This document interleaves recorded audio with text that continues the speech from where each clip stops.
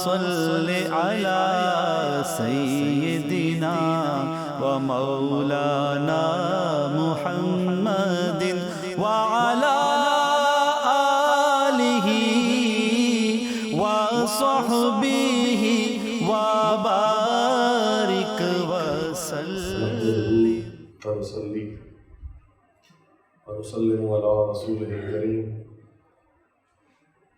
أما بعد أعوذ بالله من الشيطان الرجيم بسم الله الرحمن الرحيم اللهم سبحانك لا علم لنا إلا ما علمتنا إنك أنت العليم الحكيم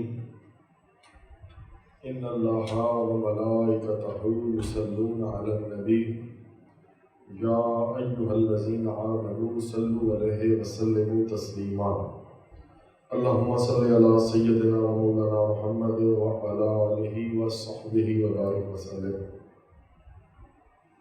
سورہ ابراہیم کی آیت نمبر 5 سے آغاز کریں گے۔ 5 اور 6 میں اللہ تعالیٰ فرماتے ہیں، اور بے شک ہم نے موسیٰ علیہ السلام کو اپنی نشانیوں کے ساتھ بھیجا کہ اپنی قوم کو اندھیروں سے روشنی کی طرف لائیں اور ان کو اللہ کے دنوں کی یاد دلائیں۔ بے شک اس میں ہر بہت صبر کرنے والے، بہت شکر کرنے والے کے لیے نشانی ہے۔ اور جب موسیٰ علیہ السلام نے اپنی قوم سے کہا تم اپنے اوپر اللہ کی نعمت کو یاد کرو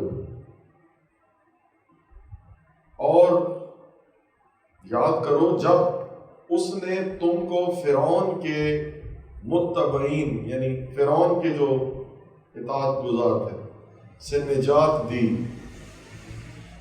جو تم کو سخت اذیت پہنچاتے تھے اور وہ تمہارے بیٹوں کو ذبح کر دیتے تھے اور تمہاری عورتوں کو زندہ رہنے دیتے تھے، اور اس میں تمہارے رب کی طرف سے بڑی آزمائش ہے۔ اللہ تعالیٰ نے فرمایا تھا ان آیات مبارکہ سے، جو پہلی آیات تھیں جن پر گزشتہ جمعہ المبارک میں ہم نے گفتگو کی تھی، اللہ تعالیٰ نے فرمایا تھا جناب سیدنا آقا علیہ الصلوۃ والسلام کو کہ لوگوں کی طرف اس لیے بھیجا ہے ہم نے آپ کو کہ آپ ان کو اندھیروں سے روشنی کی طرف نکال لائیں۔ پھر اللہ تعالیٰ نے وہ انعامات ذکر کیے جو اللہ تعالیٰ نے آپ کو اور آپ کی قوم کو عطا فرمائے۔ اب اس کے بعد اللہ تعالیٰ سابقہ انبیاء کا ذکر فرما رہے ہیں، یعنی موسیٰ علیہ السلام کے ذکر سے اب سابقہ انبیاء کا تذکرہ شروع ہو رہا ہے۔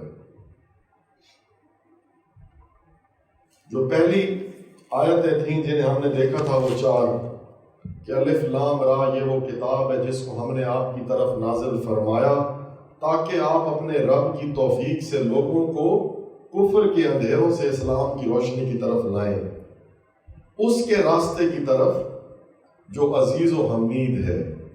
اور یہ آپ کو سمجھائی تھی بات کہ بہت غالب اور بہت تعریف کیا ہوا وہی اللہ ہے جس کے ملک میں تمام آسمانوں اور تمام زمینوں کی چیزیں ہیں، اور کافروں کے لیے سخت عذاب کی تباہی ہے، اور جو آخرت کے مقابلے میں دنیا کی زندگی کو پسند کرتے ہیں اور لوگوں کو اللہ کے راستے سے روکتے ہیں اور اس میں ٹیڑھ تلاش کرتے ہیں، یہ لوگ بڑی دور کی گمراہی میں ہیں۔ اور ہم نے ہر رسول کو اس کی قوم کی زبان ہی میں مبعوث کیا تاکہ وہ ان کو بیان کر سکے، پھر اللہ جس کو چاہتا ہے گمراہ کرتا ہے اور جس کو چاہتا ہے ہدایت دیتا ہے، وہ بہت غالب اور حکمت والا ہے۔ ان آیات مبارکہ کو ہم نے پڑھا تھا اور سمجھا تھا، پچھلا بیان اگر آپ کے ذہن میں ہے جمعۃ المبارک۔ اب اس سے آگے جب بات شروع ہوئی ہے نا، یہ ساری بات ہو گئی، تو اب موسیٰ علیہ السلام کے ذکر سے اللہ تعالیٰ نے بات شروع کی ہے اس سورہ ابراہیم میں، اور بے شک ہم نے موسیٰ علیہ السلام کو اپنی نشانیوں کے ساتھ بھیجا، اور ہر رسول کا جو کام ہے کہ وہ اندھیروں سے روشنی کی طرف قوم کو نکال دے اور اللہ کے دنوں کی یاد دلاؤ۔ اب سابقہ انبیاء کا ذکر اللہ پاک نے شروع کیا ہے یہاں پر، یعنی اللہ تعالیٰ نے ان کو ان کی قوموں کی طرف بھیجا جو سابقہ انبیاء تھے، اسی طرح سے انبیاء آئے اور اسی طرح سے لوگوں کے ساتھ انہوں نے ہدایت کی بات کی، دعوت و تبلیغ دی لوگوں کو، جیسے رسول اللہ صلی اللہ علیہ وسلم تشریف لائے اور آپ دے رہے تھے، اور جیسے آپ کو وہ چیلنجز درپیش تھے وہ جو لوگ، اور جیسے آج اللہ کے نبی صلی اللہ علیہ وسلم کے ماننے والوں کو، وارثوں کو جیسے آج بات کرنی پڑے گی نا، اور چیلنجز ہوں گے کم و بیش، تو یہ ہر زمانے کا مسئلہ ہے، کیونکہ انسان کے مزاج کا مسئلہ ہے، تو ہر زمانے میں یہ جو ٹیڑھ ہے مزاجوں میں یہ ایک جیسی ہے۔ تو اللہ اب سابقہ انبیاء کا تذکرہ فرماتے ہوئے فرماتے ہیں کہ اے میرے محبوب اور اے میرے محبوب کے ماننے والوں، آپ کو تکلیف ہو رہی ہے یقیناً کہ یہ کفار آپ کی بات نہیں سن رہے، سمجھ رہے؟ جیسے آج لوگ اگر محنت کریں گے نا، تو آج تو مسلمانوں کے ساتھ بھی محنت کرنی ہے اور کفار کے ساتھ بھی، تو لوگ نہیں سنتے، لوگ ایسے ہی کرتے ہیں۔ اللہ تعالیٰ یہاں پر نبی صلی اللہ علیہ وسلم اور مومنین کے قلب کی تعریف فرما رہے ہیں، یہاں پر ان کو اللہ رب العزت حوصلہ عطا کر رہے ہیں کہ یہ ایسے ہی ہوتا ہے ہمیشہ سے، اور سابقہ انبیاء کے ساتھ بھی ایسے ہی ہوا ہے۔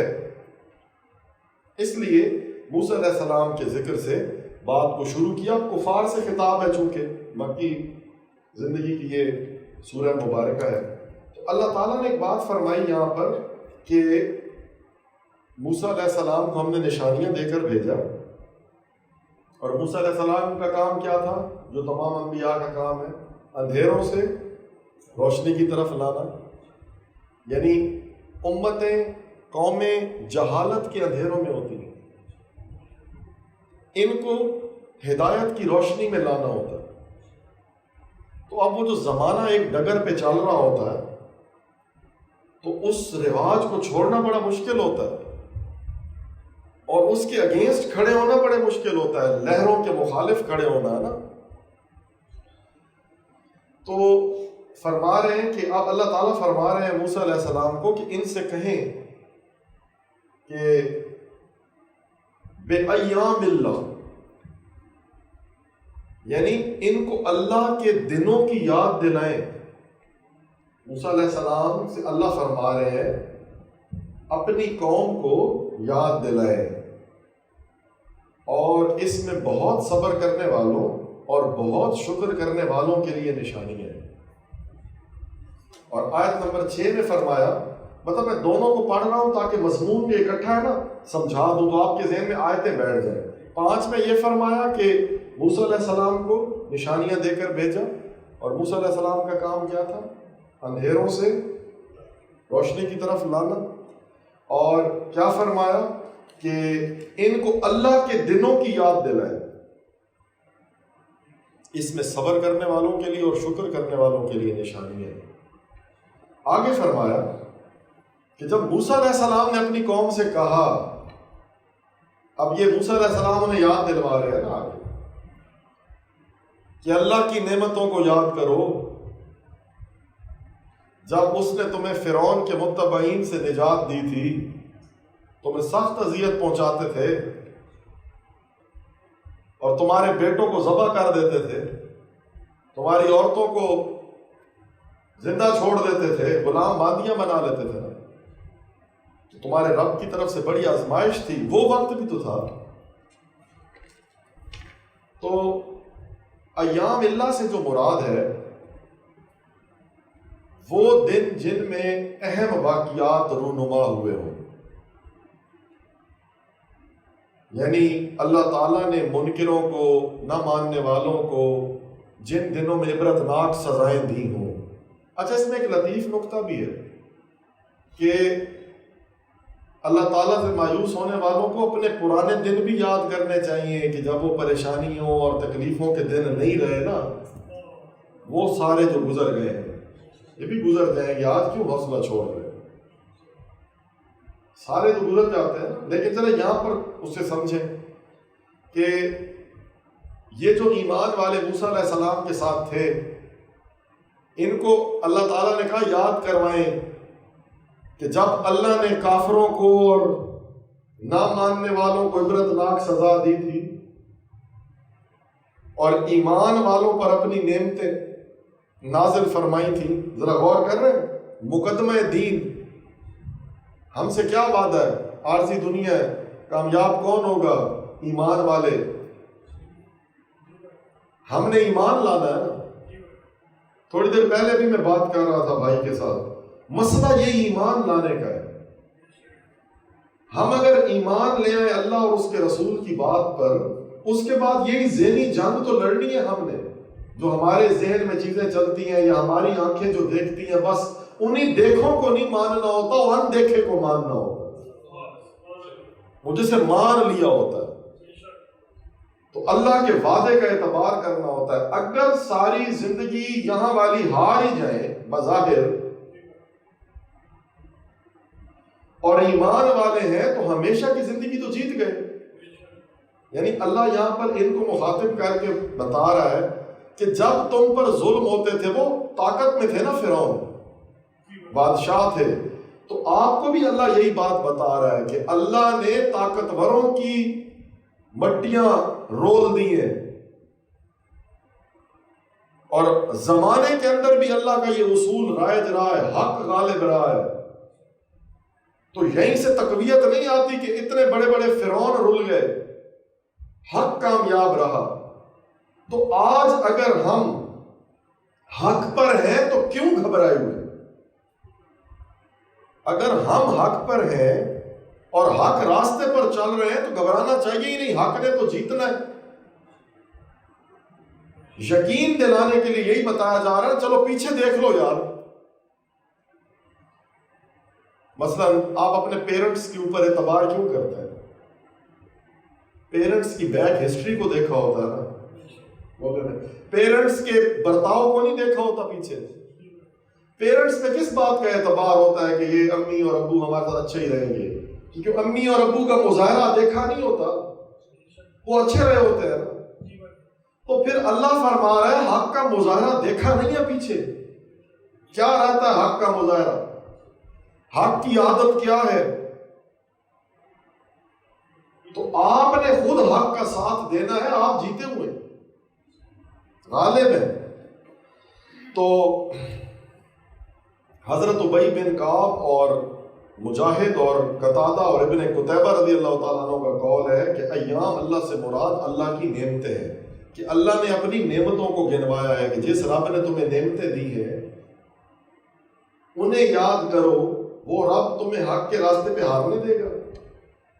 اسی طرح ابن زید ابن صائب اور مکاتب کا قول ہے اس سے مراد سابقہ امتوں کے اہم واقعات والے دن، جب اللہ تعالیٰ غضبناک ہوا تھا اور امتوں پر عذاب آئے تھے، یا بڑے بڑے معجزے اللہ نے دکھائے مسلمانوں کو، وہ سابقہ دن.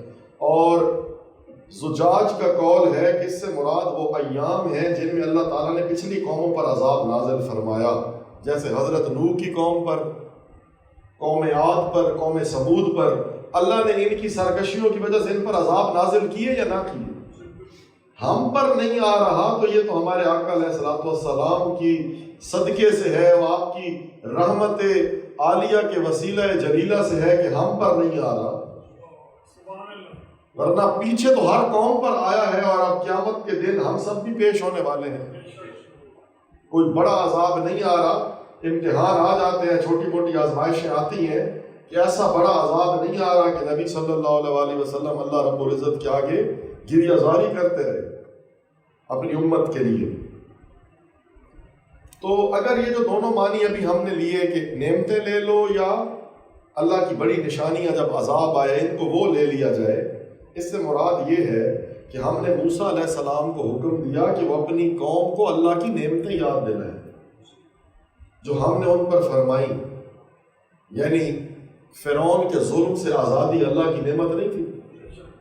پس رہے تھے، سالوں سے جکڑے ہوئے تھے، غلام تھے نا بنی اسرائیل فرعون کے،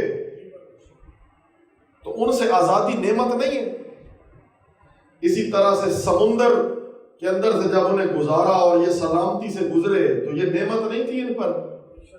ان کو اللہ یاد نہیں آتا اتنی بڑی بڑی نشانیاں دیکھی اور اپنی آنکھوں کے سامنے فرعون کو غرق ہوتے دیکھا؟ پھر جب آگے پہنچتے ہیں تو 12 چشمے ان کے لیے پھوٹ جاتے ہیں اور من و سلوہ انہیں عطا کیا جاتا ہے. تو یہ نعمتیں انہوں نے اللہ کی نہیں دیکھی؟ اور دوسری چیز یہ ہے کہ گزری ہوئی قوموں کے واقعات و حالات سنائیں کہ اللہ نے انہیں کیسے تباہ و برباد کیا، وہ جو پچھلی قومیں گزری ہیں، کہ یہ سب لوگ نصیحت قبول کریں. اب اللہ تعالیٰ کیا فرما رہے ہیں؟ بڑی خوبصورت بات ہے. قرآن کریم کی ہر بات ہی بڑی خوبصورت ہے، غور طلب ہوتی ہے. اس آیت مبارکہ میں ایک آیت مبارکہ بیان ہوئی جس نے مجھے بڑا اپیل کیا اور اسی پر میں تھوڑی گفتگو بھی کرنا چاہتا ہوں کہ اللہ نے فرمایا کہ اگر تم حق راستے پر ہو، بس تم نے اپنا کام کر دیا، تم حق راستے پر آ گئے نا، تم اللہ کے نبی صلی اللہ علیہ وسلم کے راستے پر آ گئے، اب تم نے 2 کام کرنے ہیں. بات سمجھ رہے؟ کیا کرنا ہے؟ صبر کرنا ہے. صبر کرنا ہے جو تکلیفیں آئیں گی، اور شکر کرنا ہے کہ تمہیں راہ مل گئی ہے. اب بس اس کیفیت میں گزرنا ہے. میں کہتا ہوں یہ نصیب ہو جائے تو کسی وسوسے کی مجال ہی نہیں ہے کہ آپ کے قریب آئے. اصل میں ہمیں ایمان میں کمزوری ہوتی ہے. اللہ تو یہی فرما رہا ہے جو ایمان والے ہوں گے. یہاں پر آپ غور کریں کیا فرما رہا ہے اللہ، کہ موسیٰ علیہ السلام کو اللہ نے کیا فرمایا کہ اے موسیٰ علیہ السلام، ہم نے آپ کو نشانیوں کے ساتھ بھیجا کہ اپنی قوم کو اندھیروں سے روشنی کی طرف لائیں اور ان کو اللہ کی یاد دلائیں. اب اس کے بعد کیا کہا جا رہا ہے؟ یعنی جو نبی کے رستے پہ چلتا ہوا اندھیروں کو چھوڑ کے روشنی میں آ جائے گا اور اللہ کی یاد اسے نصیب ہو جائے گی، بس اب اللہ فرما رہا ہے بے شک اس میں ہر بہت صبر کرنے والے اور شکر کرنے والے کے لیے نشانی ہے. اب یہ جو صبر اور شکر سے اس رستے پر زندگی گزارے گا نا، تو یہ پچھلی زندگیاں دیکھ لے کہ جنہوں نے یہ کیا تھا ان کو کامیابی ہوئی تھی. اب یہ صبر اور شکر سے گزر جائے تو یہ دیکھ لے گا کہ اسے کامیابی ہوگی. قیامت کے دن آپ دیکھے گا. تو اب یہاں پر قرآن کریم صبر اور شکر کو شعار بنانے کا درس دے رہا ہے کہ حق راستے پر چلنے والا بندہ ہر حال میں کامیاب ہوتا ہے. اور کامیابی کی وجہ کیا ہے؟ ذریعہ بیان کیا جا رہا ہے، اور وہ کامیابی کا ذریعہ ہے صبر اور شکر. اب آپ کو میں ایک اور بڑی خوبصورت بات بتاؤں کہ یہ صبر اور شکر کا تعلق بھی ایمان کے ساتھ ہے. اس کو میں ایک لطیف سی مثال سے سمجھاتا ہوں آپ کو. یہ ایمان اگر نصیب ہو جائے نا انسان کو، حقیقی یقین نصیب ہو جائے تو یہ صبر اور شکر نصیب ہو جاتا ہے.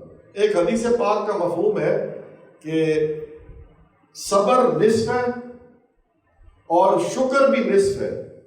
ایمان کا آدھا حصہ کیا ہے؟ صبر، اور آدھا حصہ کیا ہے؟ شکر. اور مکمل کیا ہے؟ تو فرمایا یقین مکمل ایمان. اب اگر یقین نصیب جسے ہو جائے، آپ یاد رکھنا کہ یقین کے پودے پر صبر اور شکر کے پھل لگتے ہیں. جسے یقین نصیب نہیں ہوگا وہ صبر اور شکر سے بھی محروم رہے گا.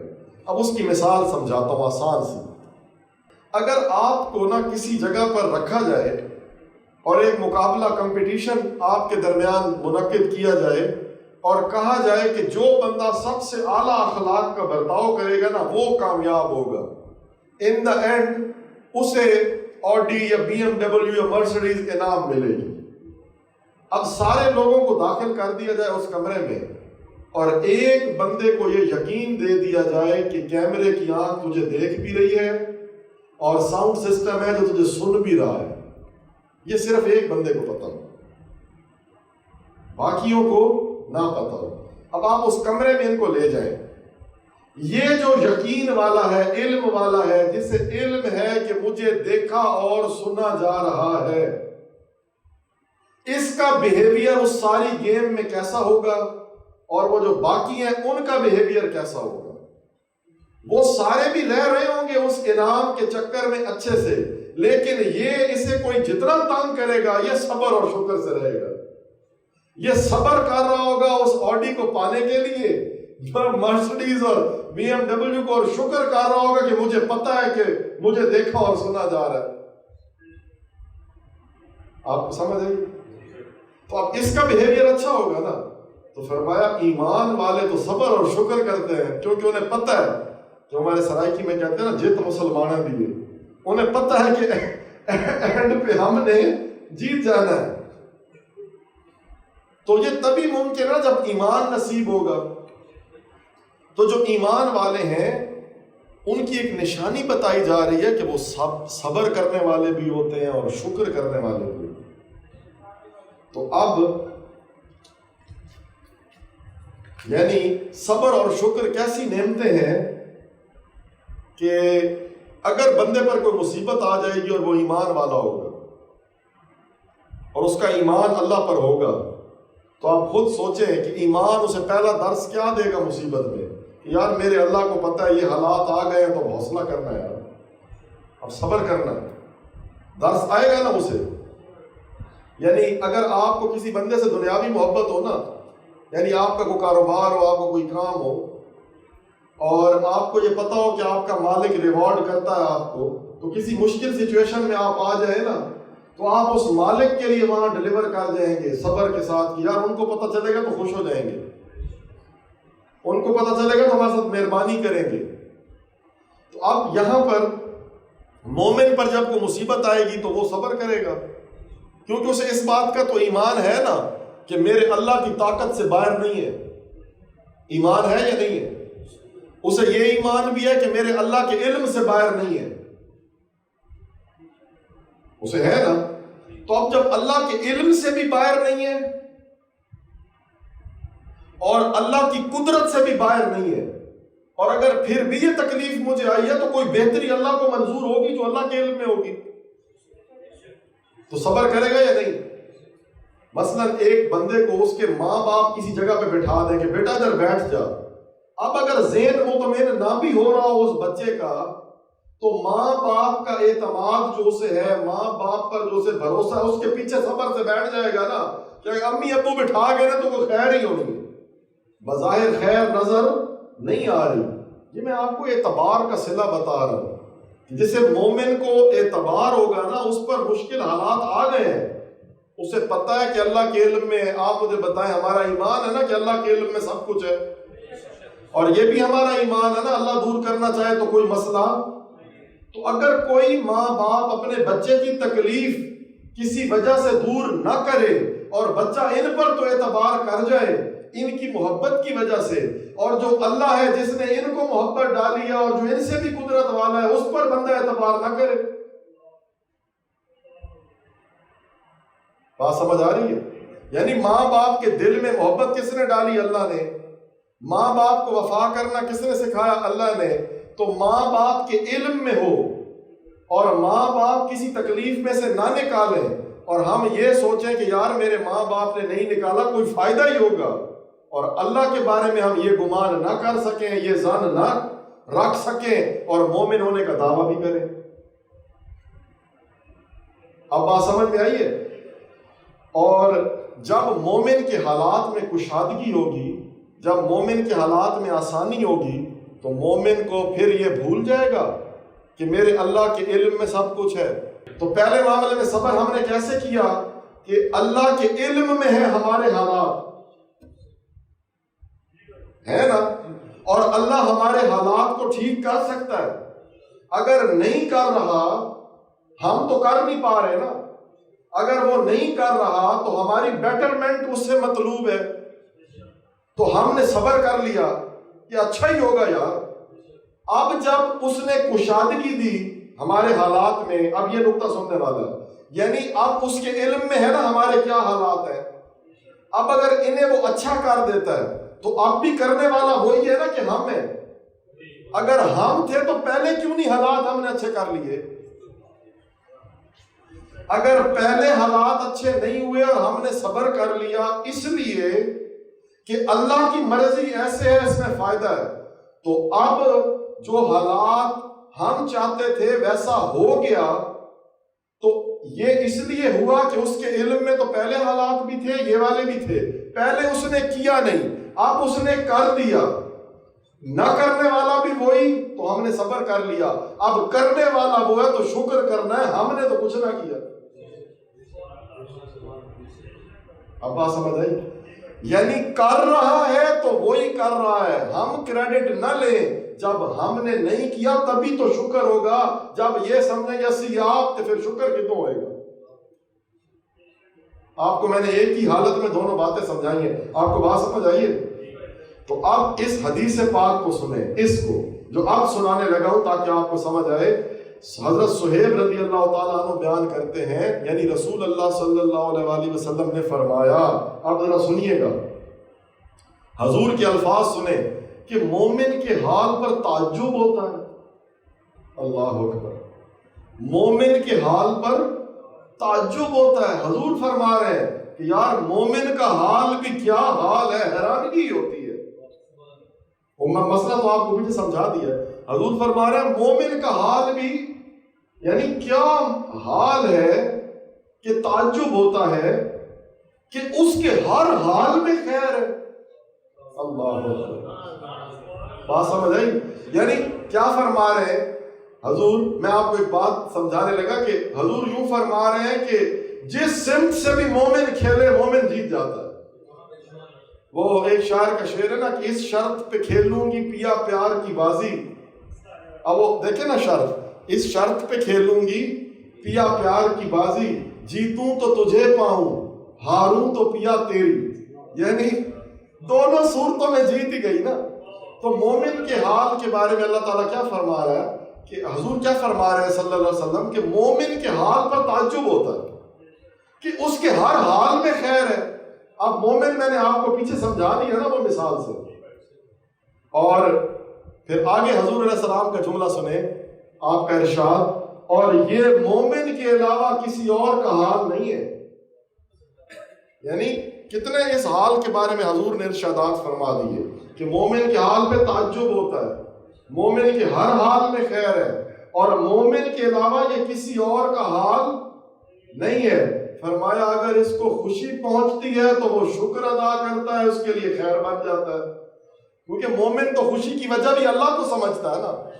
میں نے آپ کو بڑا نکتہ سمجھایا تھا، اگر آپ خوشی کی وجہ خود کو سمجھیں گے شکر نہیں کریں گے، اندر سے نہیں کریں گے، آپ کہیں گے ہم خود۔ اور آگے فرمایا اگر اس کو تکلیف پہنچتی ہے تو یہ صبر کرتا ہے، یہ بھی اس کے لیے خیر ہے۔ تو یہ صحیح مسلم میں، کنز العمال میں، مسند احمد، مشکات اور صحیح ابن حبان کی حدیث ہے۔ تو بات آپ کو سمجھ آئی؟ مطلب مومن کے حال کی، وہ جو میں نے آپ کو کہا کہ قرآن کریم کی آیت مبارکہ کے اس پہلو کو ہم واضح کریں گے کہ صبر کرنے والوں اور شکر کرنے والوں کے لیے بڑی نشانی ہے۔ حدیث مبارکہ ہے، حضرت ابو دردہ رضی اللہ تعالیٰ عنہ بیان کرتے ہیں، رسول اللہ صلی اللہ علیہ وآلہ وسلم نے فرمایا کہ اللہ تعالیٰ نے فرمایا، اے عیسیٰ علیہ السلام، میں تمہارے بعد ایک امت بھیجنے والا ہوں، جب ان کی محبوب چیزیں انہیں ملیں گی تو وہ اللہ تعالیٰ کی حمد کریں گے، یعنی اللہ کا شکر بجا لائیں گے، اللہ کی تعریف کریں گے۔ دیکھیں نا، مومن تو ہر حال میں کہتا نہیں ہے میرے اللہ کا کرم ہے، ہم کہتے ہیں ہمارا اپنا کام ہے۔ مومن کی بات کر رہا ہوں نا، مومن تو ہر حال کو اللہ کی طرف ریلیٹ کرتا ہے نا۔ تو جب انہیں ان کی پسندیدہ چیزیں ملیں گی تو وہ اللہ کی حمد کریں گے، اور جب ان پر مکروہ چیزیں نازل ہوں گی جو انہیں پسند نہیں ہوں گی تو وہ ثواب کی امید رکھتے ہوئے صبر کریں گے۔ وہ جو آپ کو مومن کا حوال سمجھائے پہلے، اور اب آگے بات سنیں، آپ حیران ہو جائیں گے، کتنی خوبصورت بات ہے۔ اور اللہ فرما رہا ہے یہ ان کا ذاتی خلق، یعنی یہ حلم اور علم ان کا ذاتی نہیں ہوگا، تو حضرت عیسیٰ نے کہا یا رب یہ کیسے ہوگا؟ اب سنو شان ایمان کی اور مومن کی شان سنو. اگر وہ جو میں نے مومن کی تعریف پیچھے کی ہے وہ یاد ہو تو پھر اب مزہ بھی آئے گا. وہ جو صبر اور شکر کی سمجھائی ہے. اب دوبارہ اللہ تعالیٰ فرماتے ہیں، حضور نے فرمایا اے عیسیٰ علیہ السلام میں تمہارے بعد ایک امت کو بھیجنے والا ہوں. جب ان کو ان کی پسندیدہ چیزیں ملیں گی تو وہ اللہ کی حمد بیان کریں گے. میں نے آپ کو سمجھایا نا شکر کا معنی. اور جب ان پر تکلیف دہ چیزیں آئیں گی تو وہ ثواب کی نیت سے صبر کریں گے. سمجھایا نا آپ کو. تو یہ ان کا ذاتی علم اور علم نہیں ہوگا. عیسیٰ علیہ السلام نے فرمایا یا رب یہ کیسے ہوگا؟ فرمایا میں ان کو اپنا علم اور علم عطا کر دوں. اب مومن کی شان سمجھ آئی، جس کو اللہ پر ایمان ہو، جس کو اللہ پر بھروسہ ہو. تو اور امام حاکم نے اس حدیث کو صحیح کہا اور امام ذہبی نے اس کی موافقت کی. المستدرک للحاکم میں حدیث بیان ہوئی اور حلیۃ الاولیاء میں بھی بیان ہوئی. اب اس آیت مبارکہ میں فرمایا گیا ہے کہ صبر اور شکر کرنے والوں کے لیے نشانیاں ہیں. اب یہ جو صبر اور شکر کرنے والے ہیں نا، میں نے آپ کو بتایا کہ علماء نے اس سے مراد کسے لیا ہے؟ مومنین کو. کیونکہ یہ مومنین کی صفات اور شان ہے کہ وہ صبر کرنے والے ہوتے ہیں اور شکر کرنے والے. اور مومن کو یہ شان کیوں نصیب ہوتی ہے؟ ایمان کی بدولت. سارا مقدمہ سمجھایا تھا. تو اب ہوتا کیا ہے کہ اللہ تعالیٰ پر جب وہ یقین لے آتے ہیں نا تو اللہ جن چیزوں سے منع فرما دیتا ہے وہ ان کے نفس کو جتنی بھی مرغوب ہو، ان کا نفس جتنا ان کی طرف راغب ہوتا ہو، وہ ان چیزوں کی لذتوں سے اللہ کی رضا کی خاطر صبر کر لیتے ہیں. اور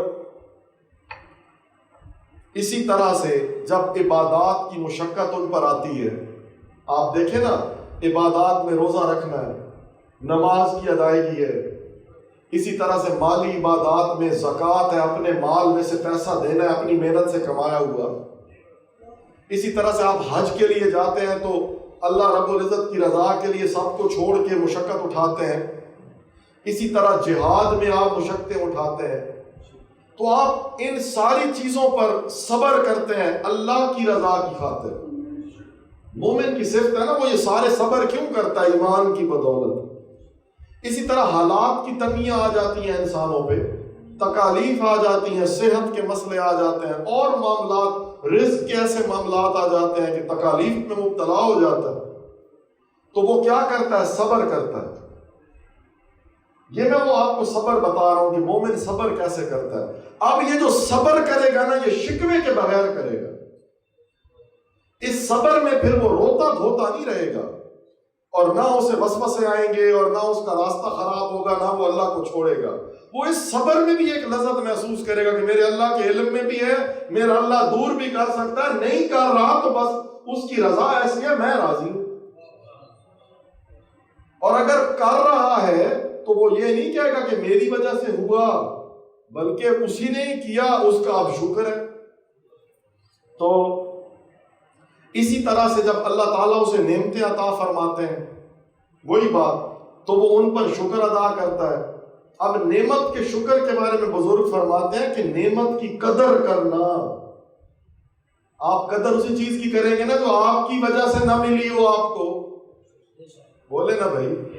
تو حقیقی قدر تو مومن ہی کرے گا نا، اسے پتا ہے کہ میری وجہ سے ملی ہے، اللہ کا احسان ہے. اب احسان کو کیسے ٹریٹ کیا جاتا ہے؟ اگر کوئی بندہ آ جائے آپ کے پاس، دو دوست آ جائیں، ایک آ جائے آپ کا دوست آپ جیسا جس کے ساتھ روزانہ معاملات ہو، روزانہ سر کھاتا ہو، اور ادھر ہی ساتھ آ جائے محسن جس نے احسان کیا ہو، تو کیسے ان کو اٹینڈ کریں گے؟ ظاہر سی بات ہے جس نے احسان کیا ہوا ہے اس کے سامنے تو سر نہیں اٹھائیں گے. مشکل وقتوں میں کام آیا ہے جو دوست جو ساتھی، اس کے سامنے تو آنکھیں جھکی رہے گی نا. تو فرمایا کہ مومن تو اللہ کے احسان کی طرح نعمت کی قدر کرے گا، اس کا حق ادا کرے گا، اسے اپنا حق نہیں سمجھے گا بلکہ اللہ کا کرم اور احسان سمجھ کر اس کا حق ادا کرے گا. تو پھر یاد رکھیں کیا فرمایا جاتا ہے؟ اب ذرا غور کرنا کہ سب سے بڑی نعمت، اب میں آپ کو آج شکر کا حقیقی معنی سمجھا رہا ہوں. بزرگ کیا فرماتے ہیں؟ توجہ چاہتا ہوں آپ لوگوں کی. میں اہم بات بتانے لگا ہوں کہ مومن کی صفت کیا ہوگی کہ وہ نعمت کا شکر ادا کرے گا.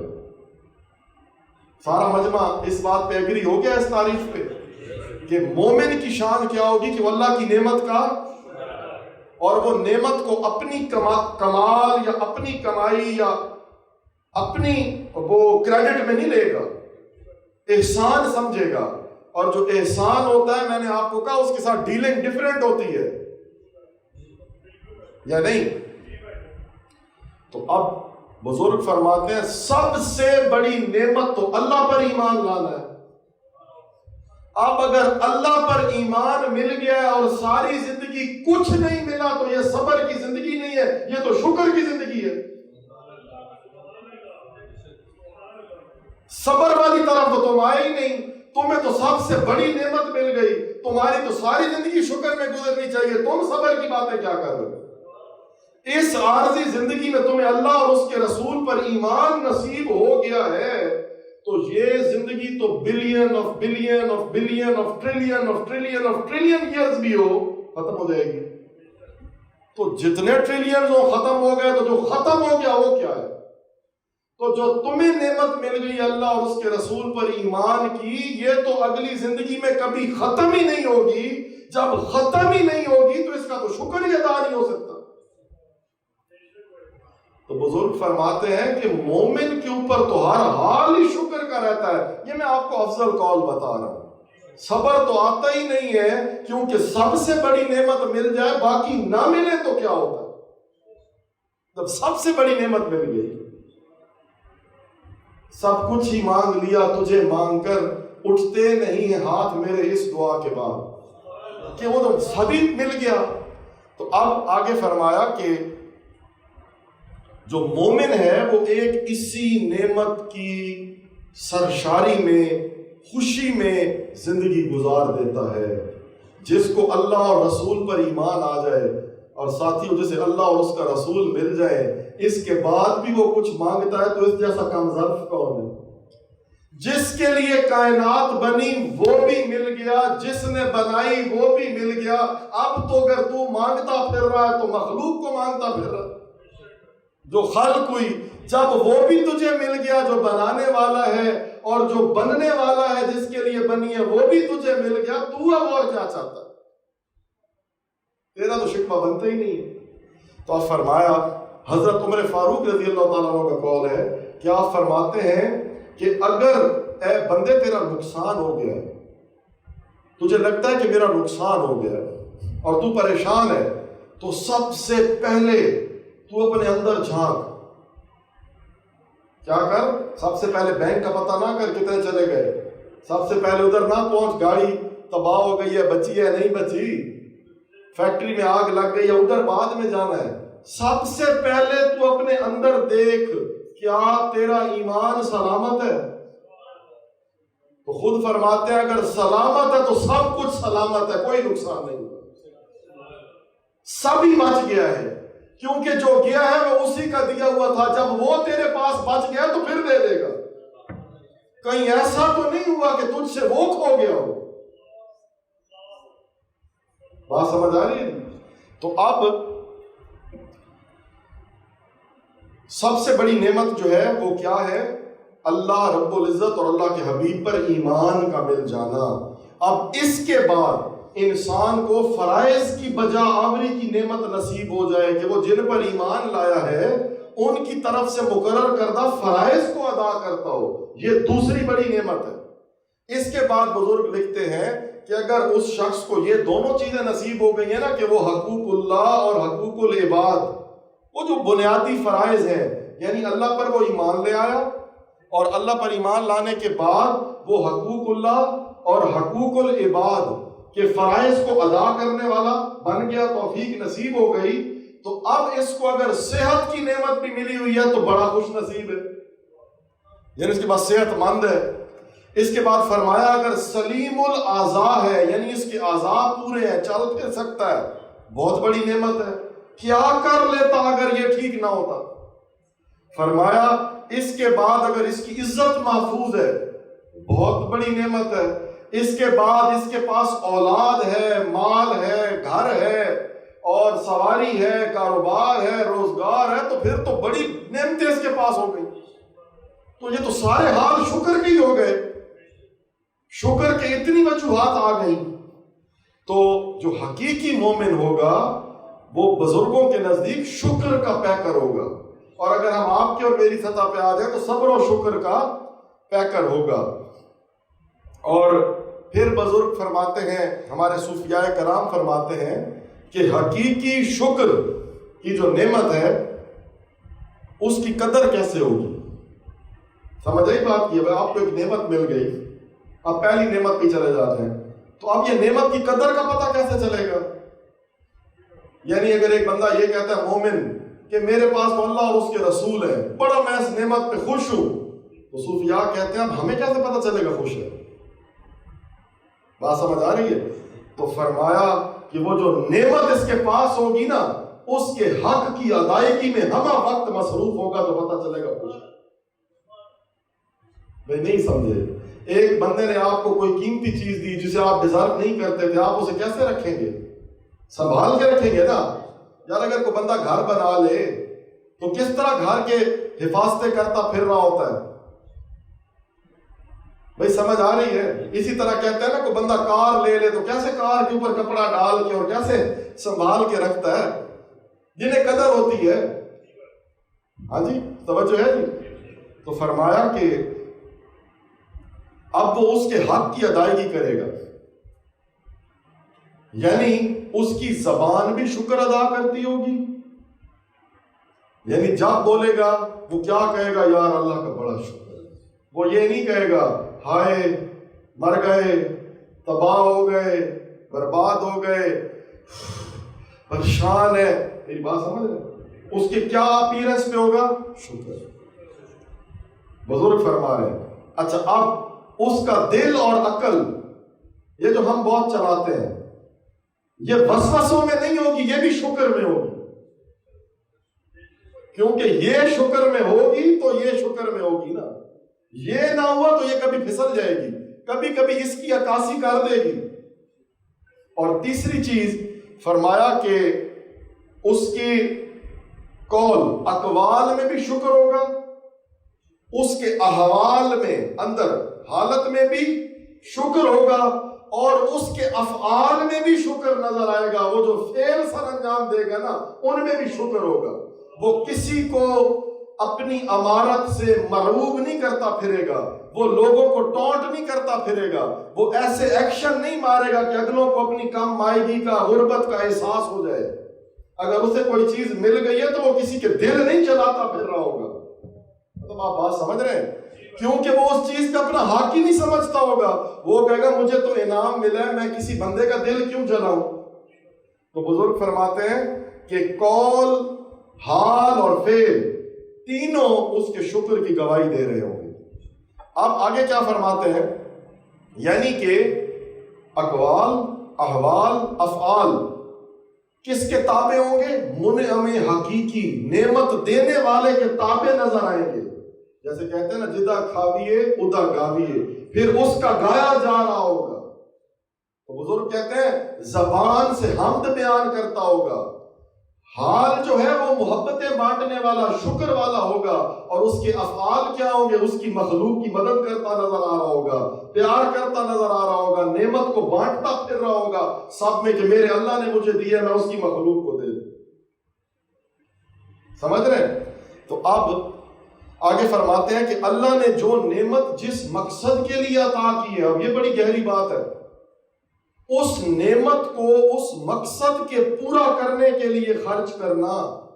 یعنی جس مقصد کے لیے آپ کو نعمت عطا ہوئی ہے، اگر آپ اس مقصد کو پورا کرنے کے لیے اس نعمت کو خرچ کرتے ہیں تو یہ شکر ہے، اس نعمت کا شکر ہے. اور اگر آپ ایسا نہیں کرتے تو لاکھ زبان سے شکر ادا کرتے ہو، ناشکری ہے. اب وہ کیسے؟ یعنی اگر آپ نے جو نعمت مالک نے آپ کو دی، نعمت کا مالک کون ہے؟ اللہ. آپ تو مالک نہیں ہے. اب آپ کو رینٹڈ پراپرٹی ملی, آپ کو رینٹ والوں نے گاڑی دی تھی کہ چلو چلے جاؤ, اس پر بیٹھ کے نوکری مل جائے گی, تمہارا انٹرویو اچھا ہو جائے گا, آپ نے جا کے ڈکیتی کر لی. وہ نعمت انہوں نے آپ کو ڈکیتی کے لیے تو نہیں دی تھی. مطلب آپ کو نعمت دی گئی اور آپ نے اس مقصد کے علاوہ اس نعمت کو الٹ خرچ کیا اور اس کی مخلوق کو نقصان پہنچایا, اوروں کو بھی ڈسٹرب کیا. بات سمجھ آ رہی ہے؟ تو پھر اسے لکھا گیا بہت بڑا گناہ ہے اور ایک درجے میں. اور اگر اسے آپ گناہ بھی نہیں سمجھتے اور اللہ کی دی ہوئی نعمتوں کو غلط استعمال کرتے رہتے ہیں اور گناہ بھی نہیں سمجھتے بلکہ میرا جسم میری مرضی کہتے ہیں, تو پھر یہ اللہ کے خلاف اور اللہ کے رسول کے خلاف بغاوت کرنے کی جسارت کرنا ہے. کھڑا ہو جانا ہے اس کے ساتھ کہ تو نے مجھے طاقت دی, لے میں اب تیرے خلاف ہی سے استعمال کر. تو اب میں اس کی آپ کو مثال دیتا ہوں. بہت مثالیں ہیں, مضمون اسی پر ہی اتنا لمبا ہو جائے گا, تو آپ تھوڑی سے سمجھ لیں. اگر اللہ نے آپ کو آنکھوں سے دیکھنے کی صلاحیت دی تو کس مقصد کے لیے دی تھی کہ حرام نظارے دیکھو؟ تو آپ تو اس نعمت کا شکر منہ سے ادا کرتے رہو, عملی ناشکری کر رہے ہو. اللہ نے زبان دی تھی کہ دوسروں کو سکھ نہیں دے سکتے تو بدتمیزی سے دوسروں کے دل دکھاتے رہو. یہ سچ کے رستے میں استعمال نہیں کر سکتے تو جھوٹ بولتے رہو اور لوگوں کو ڈاج کرتے رہو. یہ زبان سے تانا زنی کرتے رہو. تم میں اتنا حوصلہ نہیں ہے کہ اس زبان کی نعمت سے سچ بولو. تم جھوٹ بولتے ہو, ڈاج کرتے ہو, تانا زنی کرتے ہو, بدگمانی تمہارے ذہن میں ہوتی ہے, اظہار زبان سے کرتے ہو, لوگوں کی غیبت کرتے ہو, لوگوں کو برا بھلا کہتے ہو. تو یہ نعمت کے ساتھ تم کیا کر رہے ہو؟ ہاتھ کی طاقت اللہ نے دی, تم نے اس ہاتھ کی طاقت سے نہ وضو کیا, نہ حق حلال کھانا کمایا, نہ حق حلال کھانا کھایا, نہ تم نے اس کو اچھے کاموں میں لگایا. تم ڈاکے ڈالتے رہے اس ہاتھ کے ساتھ, عزتیں لوٹتے رہے اس ہاتھ کے ساتھ, حرام کھانا اس جسم کو بھی کھلاتے رہے اس ہاتھ کے ساتھ. تو نعمت کا شکر ادا کر رہے ہو. اب لاکھ شکر الحمدللہ, شکر الحمدللہ کی تسبیحاں پڑھتے رہو.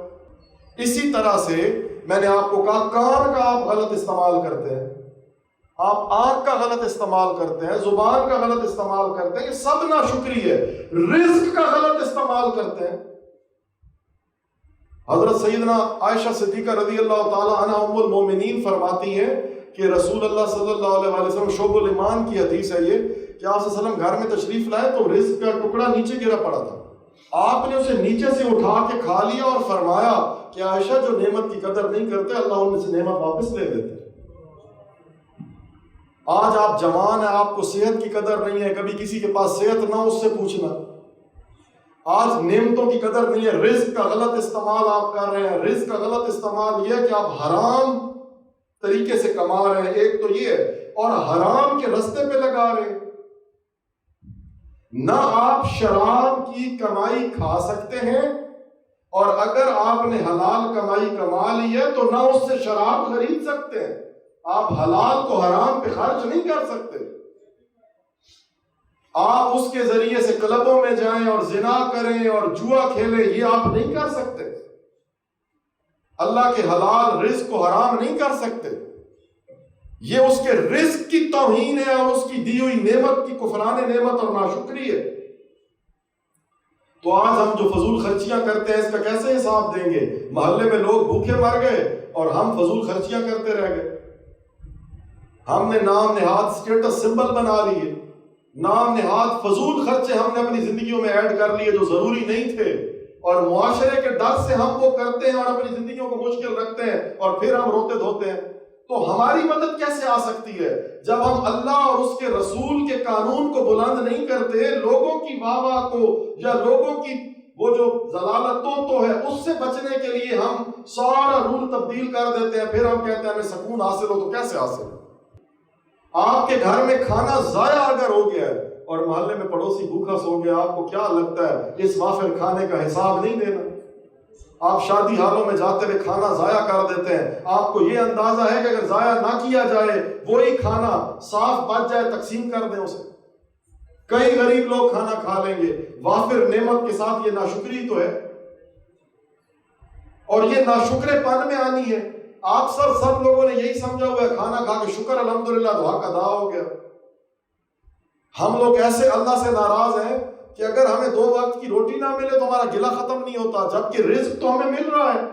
رزق روٹی کا نام نہیں ہے، رزق افعال بدنیہ کے سر انجام دینے کا نام ہے. آنکھیں چل رہی ہیں جب تک رزق مل رہا ہے، جب تک سانس چل رہی ہے سانس کو رزق مل رہا ہے، آنکھ چل رہی ہے آنکھ کو رزق مل رہا ہے، کان چل رہا ہے کان کو رزق مل رہا ہے، ہاتھ چل رہا ہے ہاتھ کو رزق مل رہا ہے. یہ پیٹ والا رزق ہی رزق ہے کہ جب تک اس نے زندہ رکھنا ہے تو آپ کی آب و ہوا آپ کو رزق دے رہی ہے، آپ کی آکسیجن آپ کو رزق دے رہی ہے، آپ کا ایٹماسفیئر آپ کو رزق دے رہا ہے. آپ کو لگتا ہے جو میں نے ہاتھ سے کما کے لایا بس وہی رزق ہے.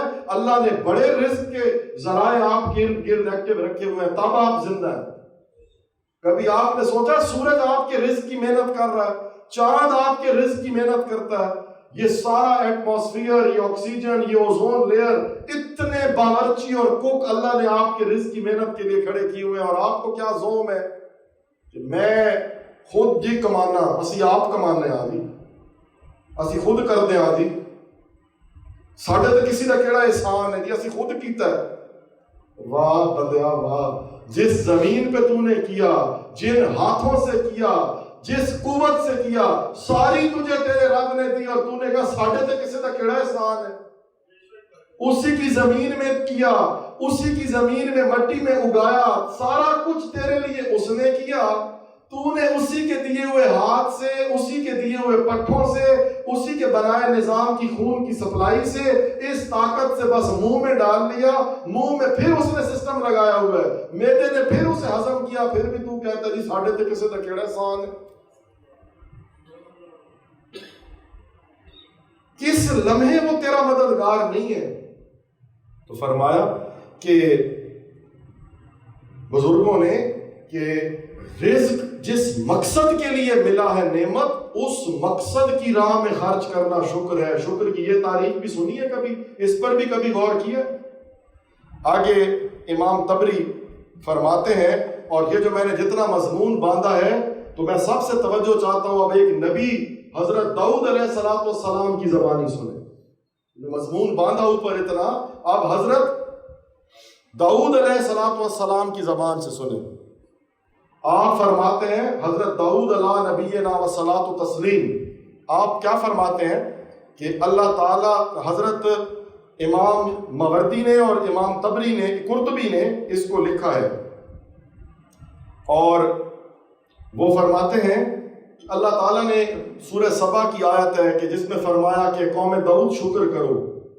تو حضرت داؤد علیہ السلام فرماتے ہیں، بڑی سننے والی بات ہے، بہت خوبصورت بات، سب کی توجہ چاہتا ہوں. اے اللہ میں تیرا شکر کس طرح ادا کروں؟ سبحان اللہ. اے اللہ میں تیرا، مطلب اس پہ بہت بڑا میسج ہے. ہم چاہیں تو اس پہ بیان پورا کر سکتے ہیں لیکن ظاہر ہے ہم نے تو اپنی آیت پوری کرنی ہے. اے اللہ میں تیرا شکر کیسے ادا کروں؟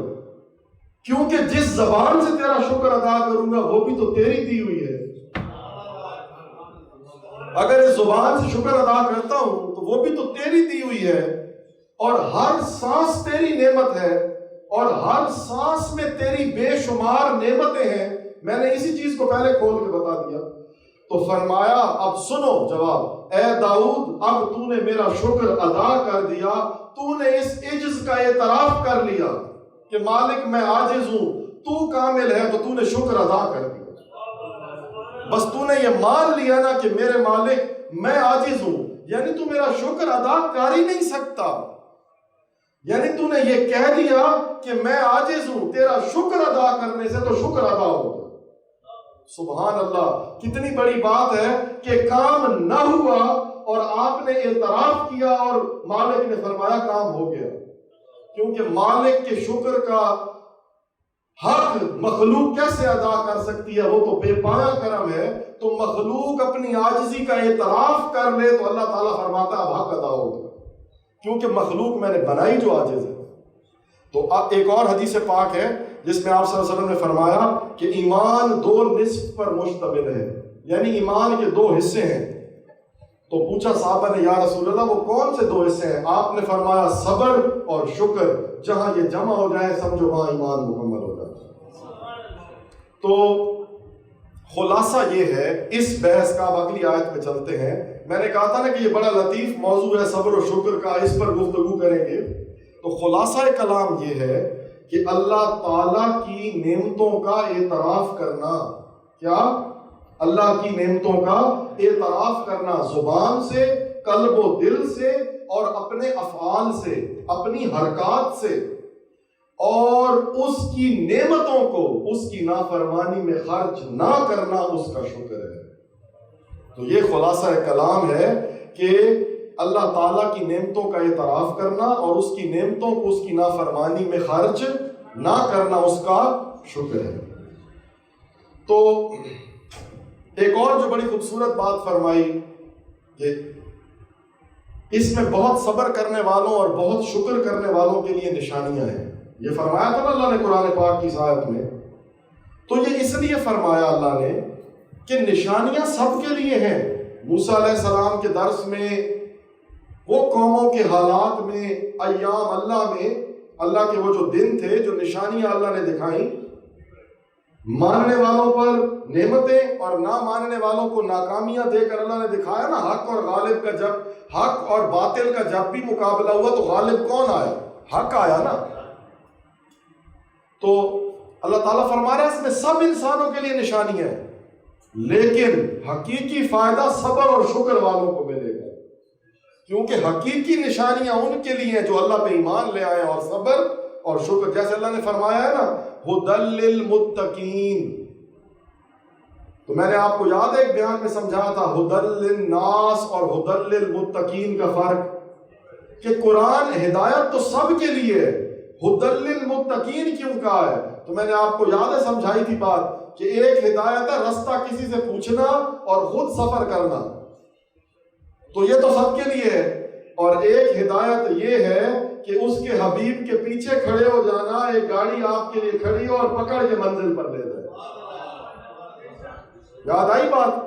ایک ہدایت تو یہ ہے نا کہ آپ پہنچے، وہ آپ کو کہے گا دائیں ہو جائیں، یہاں سے بائیں ہو جائیں، وہاں سے سیدھے چلے جائیں، 2 چوک چھوڑ دیں، پھر دائیں ہو جائیں، آگے پھر 1 چوک چھوڑ کے بائیں ہو جائیں، پھر ایک اشارہ ہے اس سے دائیں ہو جائیں، اس کی دوسری گلی میں پھر ایک تیسرا کوچا، اس میں چوتھا گھر، تو بھولنے کا احتمال ہے۔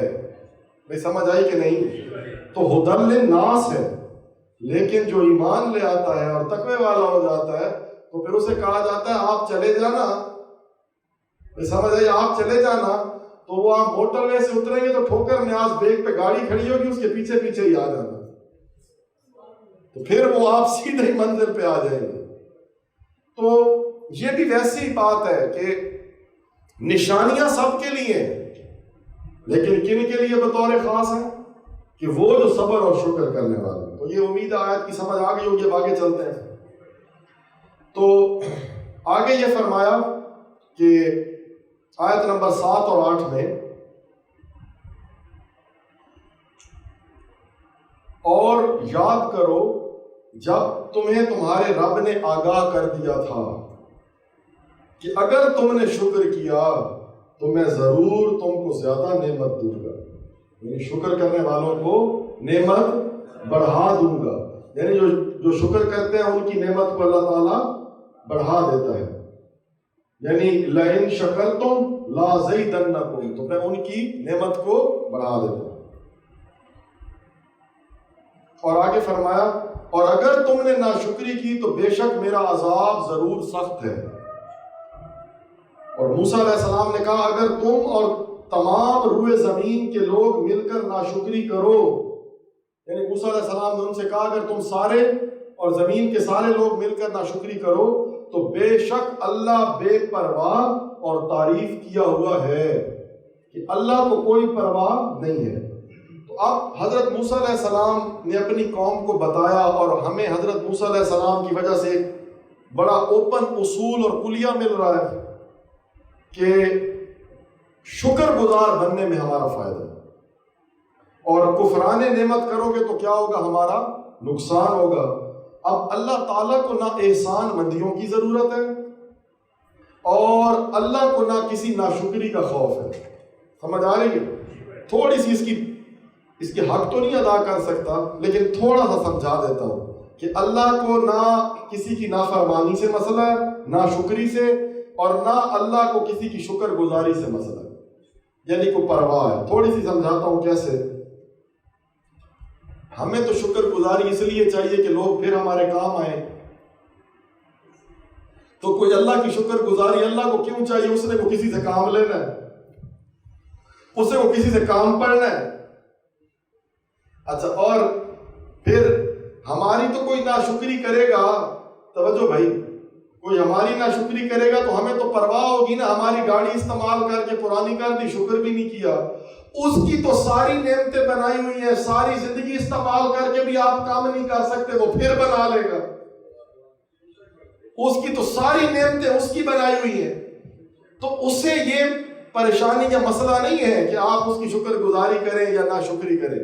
آپ کو مسئلہ ہے، اگر آپ شکر گزاری کرتے ہیں تو آپ فائدے میں ہیں، اور آپ نہ شکری کرتے ہیں تو آپ نقصان میں ہیں۔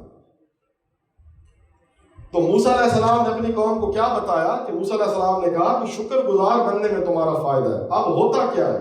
شکر گزار بندے کی نعمت میں اللہ برکت ڈال دیتا ہے اور اسے زیادہ عطا کرتا ہے۔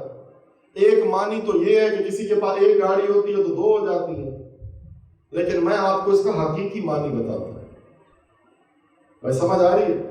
ایک تو یہ ہے نا، ایک گھر ہے تو دو ہو جائیں گے، چار ہیں تو 8 ہو جائیں گے، ہم تو یہی سمجھتے ہیں نا۔ آپ مجھے یہ بتائیں 400 بھی ہو جائیں، 800 بھی ہو جائیں، جب آپ ختم ہو جائیں گے تو نعمتیں ختم ہو گئی۔ تو حقیقی معنی یہ ہے، جو شکر کرتا ہے اللہ اسے آخرت میں اجر دیتا ہے جو ختم ہی نہیں ہوگا، وہ اتنا زیادہ دے دیتا ہے کہ اب ختم ہی نہیں ہوگا۔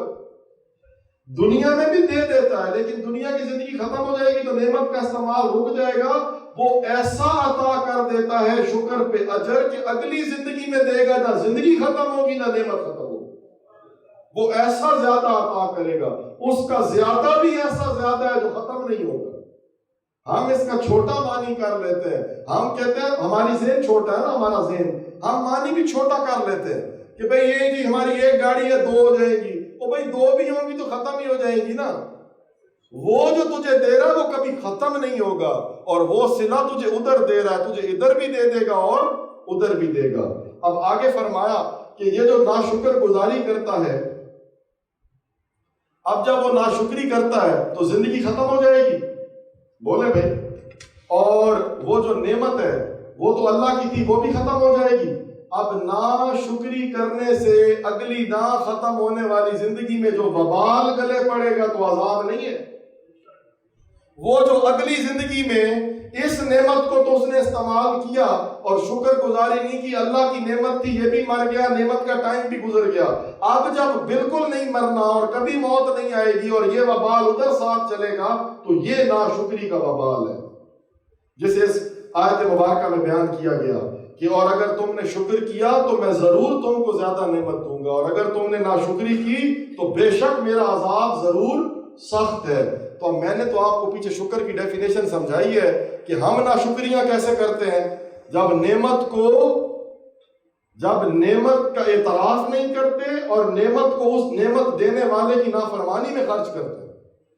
بلکہ اس کے بعد فرمایا کہ اللہ تعالیٰ بے پرواہ ہے، اسے فرق نہیں پڑتا، کیونکہ اللہ تعالیٰ کو تو فرق ہی نہیں پڑتا۔ اللہ تعالیٰ کی صلاحیت اور قدرت میں کوئی فرق آ جاتا ہے اگر کوئی اس کو نہ مانے، اللہ کی صلاحیت اور قدرت اسی طرح سے رہتی ہے، اللہ تو جب چاہے جتنی نعمتیں چاہے خلق کر سکتا ہے، تو کوئی انکار کر رہا ہے تو وہ وہی انکار کر رہا ہے، اللہ کو تو کوئی فرق نہیں پڑ رہا۔ اسی طرح سے شکر گزاری اور ناشکری کا براہ راست اثر بندے کی اپنی ذات پر پڑ رہا ہوتا ہے۔ اللہ ان ساری چیزوں سے مستغنی ہے، وہ بے پرواہ ہے۔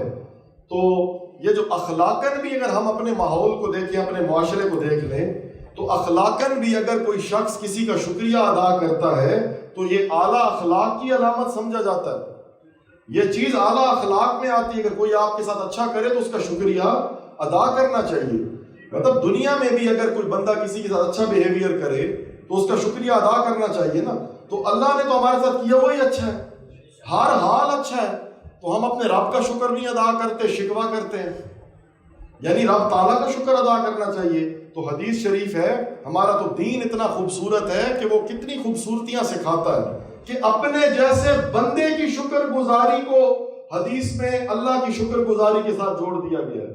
تو جو حقیقی مالک ہے اس کی شکر گزاری کتنی ضروری ہوگی۔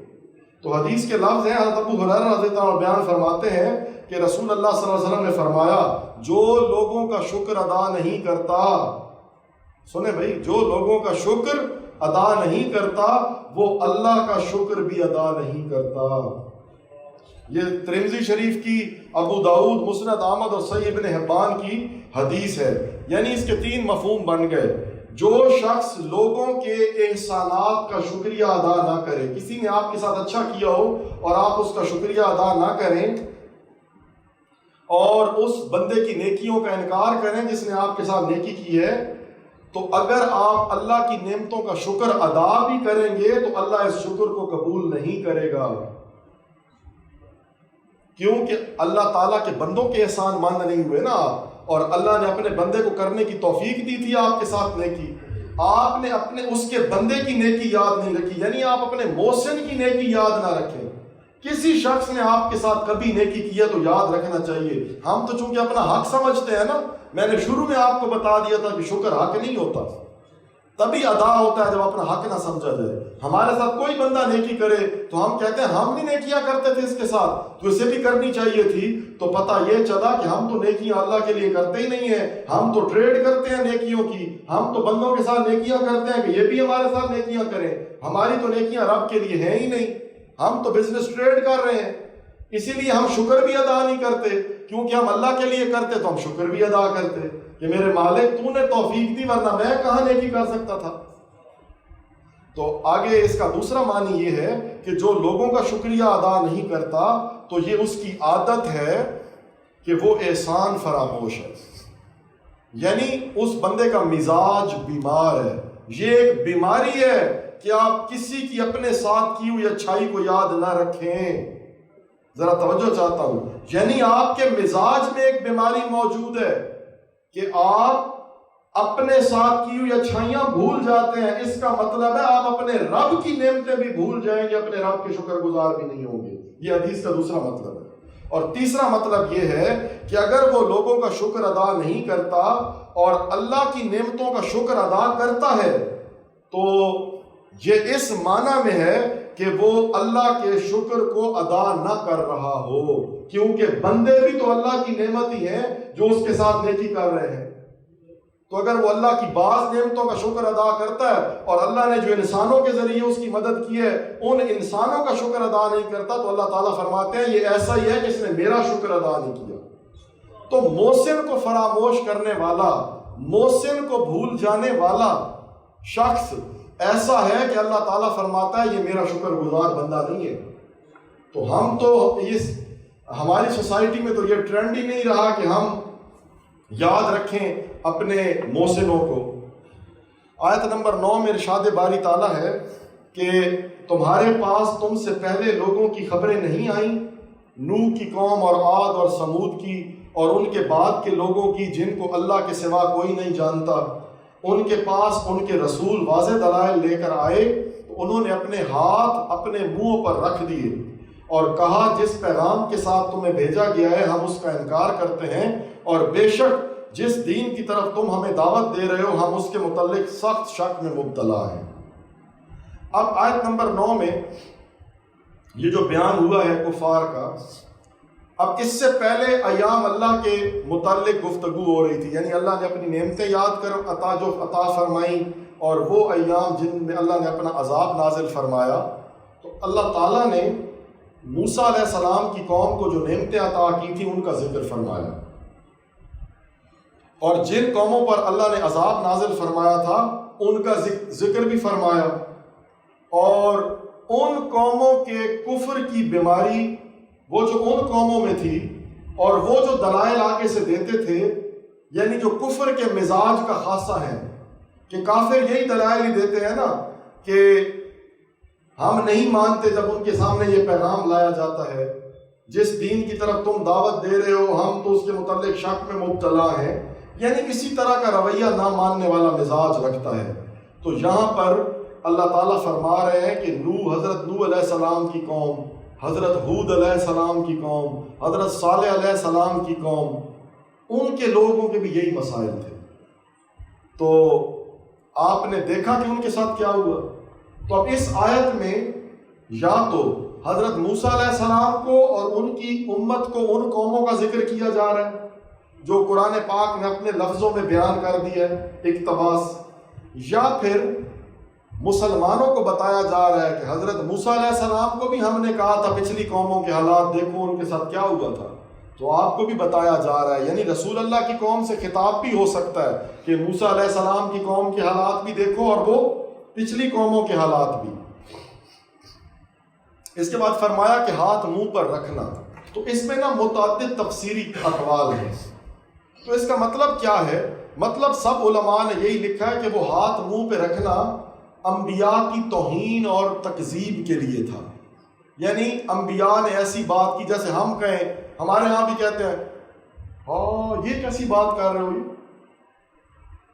منہ پہ ہاتھ رکھ کے ایک ایکٹ کرایا جاتا ہے نا، سمجھ رہے؟ تو توہین اور تکذیب کی یہ کیسی آپ باتیں کر رہے ہیں، یعنی ان لوگوں نے انبیاء کی باتوں کو ایسے ٹریٹ کیا کہ یہ کیا باتیں ہیں، بات سمجھ رہے؟ میں نے تو آپ کو اپنے طریقے سے سمجھانے کے لیے کہا نا کہ ہم جیسے منہ پہ ہاتھ رکھ دیں، کوئی ایسی عجیب بات کو بندہ کر دے تو ہم لوگ بھی ایسے ہی ریئیکٹ کرتے ہیں نا کہ یہ کیا بات ہے۔ تو یہ ایک توہین تھی نا انبیاء کی بات کو ایسا ہلکا کرنے کی کوشش کرنا اس زمانے کے لوگوں کو بھی، یہ اب کوئی باتیں، یہ کیا بات ہے۔ تو اللہ تعالیٰ فرما رہے ہیں کہ سابقہ امتوں کا بھی یہ مشترکہ مرض تھا، اسی طرح انبیاء کی باتوں کے آگے سے ریئیکٹ کرنا۔ یہ انسان کے مزاج کا مسئلہ ہوتا ہے کہ اس کے سامنے جب بات آتی ہے نا تو پھر وہ کیا، جس نے نہیں ماننا ہوتا وہ اسی طرح سے کرتا ہے، یہ جو جیسے یہ لوگ کر رہے تھے۔ تو آیت نمبر 10، 11 اور 12 میں ارشاد ہوا، اسی بات کو آگے بڑھایا ہے۔ تو ان کے رسولوں نے کہا کیا اللہ کے متعلق شک ہے جو تمام آسمانوں اور زمینوں کا پیدا کرنے والا ہے؟ یعنی وہ اللہ کی توحید کو ہی نہیں مانا کرتے تھے نا، تو کیا کہا گیا انہیں کہ تمہیں شک ہے؟ وہ تمہیں اس لیے بلاتا ہے کہ تمہارے بعض گناہوں کو بخش دے۔ اللہ تمہیں اس لیے بلا رہا ہے کہ تمہارے گناہوں کو بخش دے اور تمہیں مقررہ موت کے مقررہ وقت تک تم سے عذاب کو مؤخر رکھے، وہ تمہیں عذاب سے دور رکھ رہا ہے۔ تو انہوں نے کہا، اب آگے سے کیا کہتے تھے کافر؟ ہمیشہ سے کافر کیا کہتے تھے؟ قرآن فرما رہا ہے تم تو ہمارے جیسے بشر ہو، تم تو یہ چاہتے ہو کہ ہمیں ان معبودوں سے روک دو جن کی ہمارے آباء و اجداد پرستش کرتے تھے، تم ہمارے پاس کوئی روشن دلیل لاؤ، یعنی کوئی معجزہ لاؤ۔ تو ان سے ان کے رسولوں نے کہا ہم تمہاری طرح بشر ہی ہیں، لیکن اللہ اپنے بندوں میں سے جس پر چاہے احسان فرماتا ہے، اور ہمارے لیے یہ ممکن نہیں ہے کہ ہم اللہ کی اجازت کے بغیر تمہارے پاس کوئی دلیل لے آئیں، اور مومنوں کو اللہ ہی پر توکل کرنا چاہیے۔ اور ہم اللہ پر توکل کیوں نہ کریں؟ اس نے ہمیں اپنے راستوں پر ہدایت دی ہے، اور جو تم نے ہمیں تکلیفیں پہنچائی ہیں ہم ان پر ضرور صبر کریں گے، اور توکل کرنے والے کو اللہ ہی پر توکل کرنا چاہیے۔ اب یہاں پر قرآن کریم جو موضوع ہمیں سمجھا رہا ہے وہ یہی ہے کہ انبیاء اور رسولوں نے ہمیشہ انکار کرنے والوں کو سمجھایا۔ وہ اللہ کے بارے میں شک کا اظہار کرتے تھے، تو انبیاء نے انہیں بتایا کہ انسان کی فطرت میں ایک چیز موجود ہے، اور ہماری عقل مطمئن ہی نہیں ہوتی کہ چھوٹی سے چھوٹی صنعت بھی بغیر کسی صانع کے، بغیر کسی بنانے والے کے وجود میں نہیں آتی۔ ہر چیز کو چلانے اور بنانے کے لیے پیچھے کوئی کریٹر ہوتا ہے، اور ہم اس بات کو اپنی زندگی میں نہیں مانتے، ہم کبھی نہیں مانتے خود بخود کچھ بن گیا ہوگا، ہم خود بناتے۔ تو پھر اتنی بڑی کائنات یہ جو بنی ہوئی نظر آ رہی ہے، تم اس کے خدا کو نہیں مانتے؟ اتنی بڑی کائنات اتنی سسٹمیٹک طریقے سے چل رہی ہے، تم اس کے بنانے والے کا انکار کرتے؟ یا بنانے والے کا شریک ٹھہراتے ہو؟ اگر کوئی شریک ہوتا، برابری کا ہوتا، جوڑ کا ہوتا، ٹکر کا ہوتا، تو کبھی تو ان میں اختلاف اور ٹکراؤ بھی ہوتا اور سامنے آ جاتی دو قوتیں۔ تو ان کو عقلی دلائل سے سمجھاتے تھے انبیاء۔ تو وہ کیا کرتے تھے؟ جنہوں نے سمجھنا نہیں ہوتا تھا تو وہ کیا کہتے تھے؟ تم ہمارے جیسے ہو، تم ہمیں سمجھا رہے ہو۔ ایک دلیل وہ یہ دیتے تھے، دوسری وہ یہ دیتے تھے ہمارے آباء و اجداد پاگل تھے۔ یعنی وہ جو روایات ہے، آج اس طرف نہ جائیں، آج ہم بھی روایات کے ساتھ چلتے ہیں۔ ہم نے معاشرے کو نہیں چھوڑا، تو کو نوائیں، تو کو باروں آگے، ساری دنیا کر رہی ہے، دسی نہیں کرنا۔ یہ کہیں نہ کہیں وہ جہالت ہمارے مزاجوں میں بھی ہے۔ دین کے مطابق کرنا ہو تو سارے کہتے ہیں یار تو یہ اپنا مولوی پنا اپنے پاس رکھنا، ساری دنیا کر رہی ہے تو ہم کر رہے ہیں تو کیا ہو رہا ہے؟ آپ ہمارے اوپر تبلیغ نہ جھاڑیں، آپ یہ نہ کریں۔ مطلب ایک جہالت ہمارے اندر بھی موجود ہے، یہ جو روایات کی جہالت ہے، یہ جو ہم بھی چلتے ہیں معاشرے کے پیچھے۔ تو اب جو مشرکین مکہ تھے نا، وہ اللہ کو مانتے تھے کہ اللہ ہے، لیکن وہ اس کے شریک بھی ٹھہراتے تھے اور اعتقاداً بتوں کی عبادت کرتے تھے۔ وہ بتوں کو اللہ کی بارگاہ میں اپنا شافع سمجھتے تھے اور ان کی عبادت کرتے تھے، یعنی کہ خدائی کاموں میں انہیں خدا کا مددگار سمجھتے تھے اور ان کے مجسمے بنا کر ان سے ڈائریکٹ مانگتے تھے، ان کی عبادت کرتے تھے، انہیں خدائی کاموں میں شریک سمجھتے تھے۔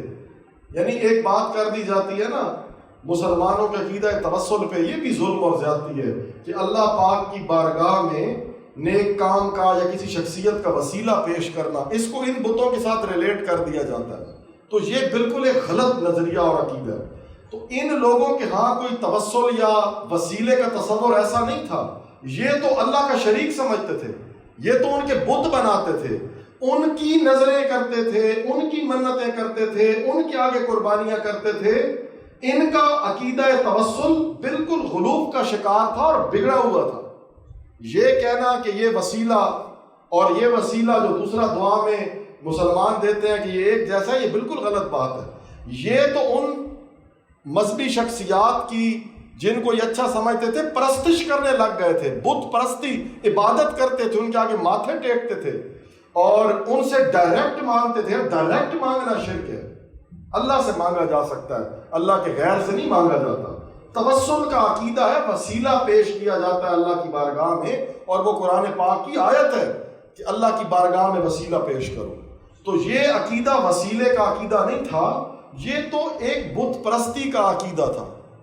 یہ تو خدا کا اوتار مان لیا، خدا کا وجود ان میں مان لیا، انہیں خدا میں مان لیا، یہ اس طرح کی بت پرستی تھی اور مجسمے بنا کر قربانیاں، اور یہ عقیدہ نسلاً بعد نسلاً ان میں رائج ہو گیا تھا۔ اور پھر اللہ کے نبی ان کو بتاتے تھے کہ یہ مشکل اور یعنی یہ تمہیں کوئی فائدہ نہیں دے سکتے۔ یہ بتوں سے مانتے تھے نا، یہ بتوں سے دعائیں کرتے تھے، تو یہ تمہیں فائدہ نہیں، دعا صرف اللہ سے ہوتی ہے، اللہ کے غیر سے کوئی دعا نہیں ہوتی، دعا صرف اللہ سے مانگی جاتی ہے۔ تو یہ کیا تھا؟ یہ تو بتوں سے مانگ رہے تھے اور بتوں کی پوجا کرتے تھے اور ان کو قربانیاں کرتے تھے اور ان کے مجسمے بنا لیے تھے۔ تو انبیاء انہیں یہ بتاتے تھے جو عقیدہ توحید تھا، انبیاء عقیدہ توحید انہیں واضح کرتے تھے، اور اللہ تعالیٰ شرک کے سوا تمام گناہ معاف کر دیتا ہے۔ یعنی شرک کو چھوڑ دو تو تمہاری بخشش ہو جائے گی۔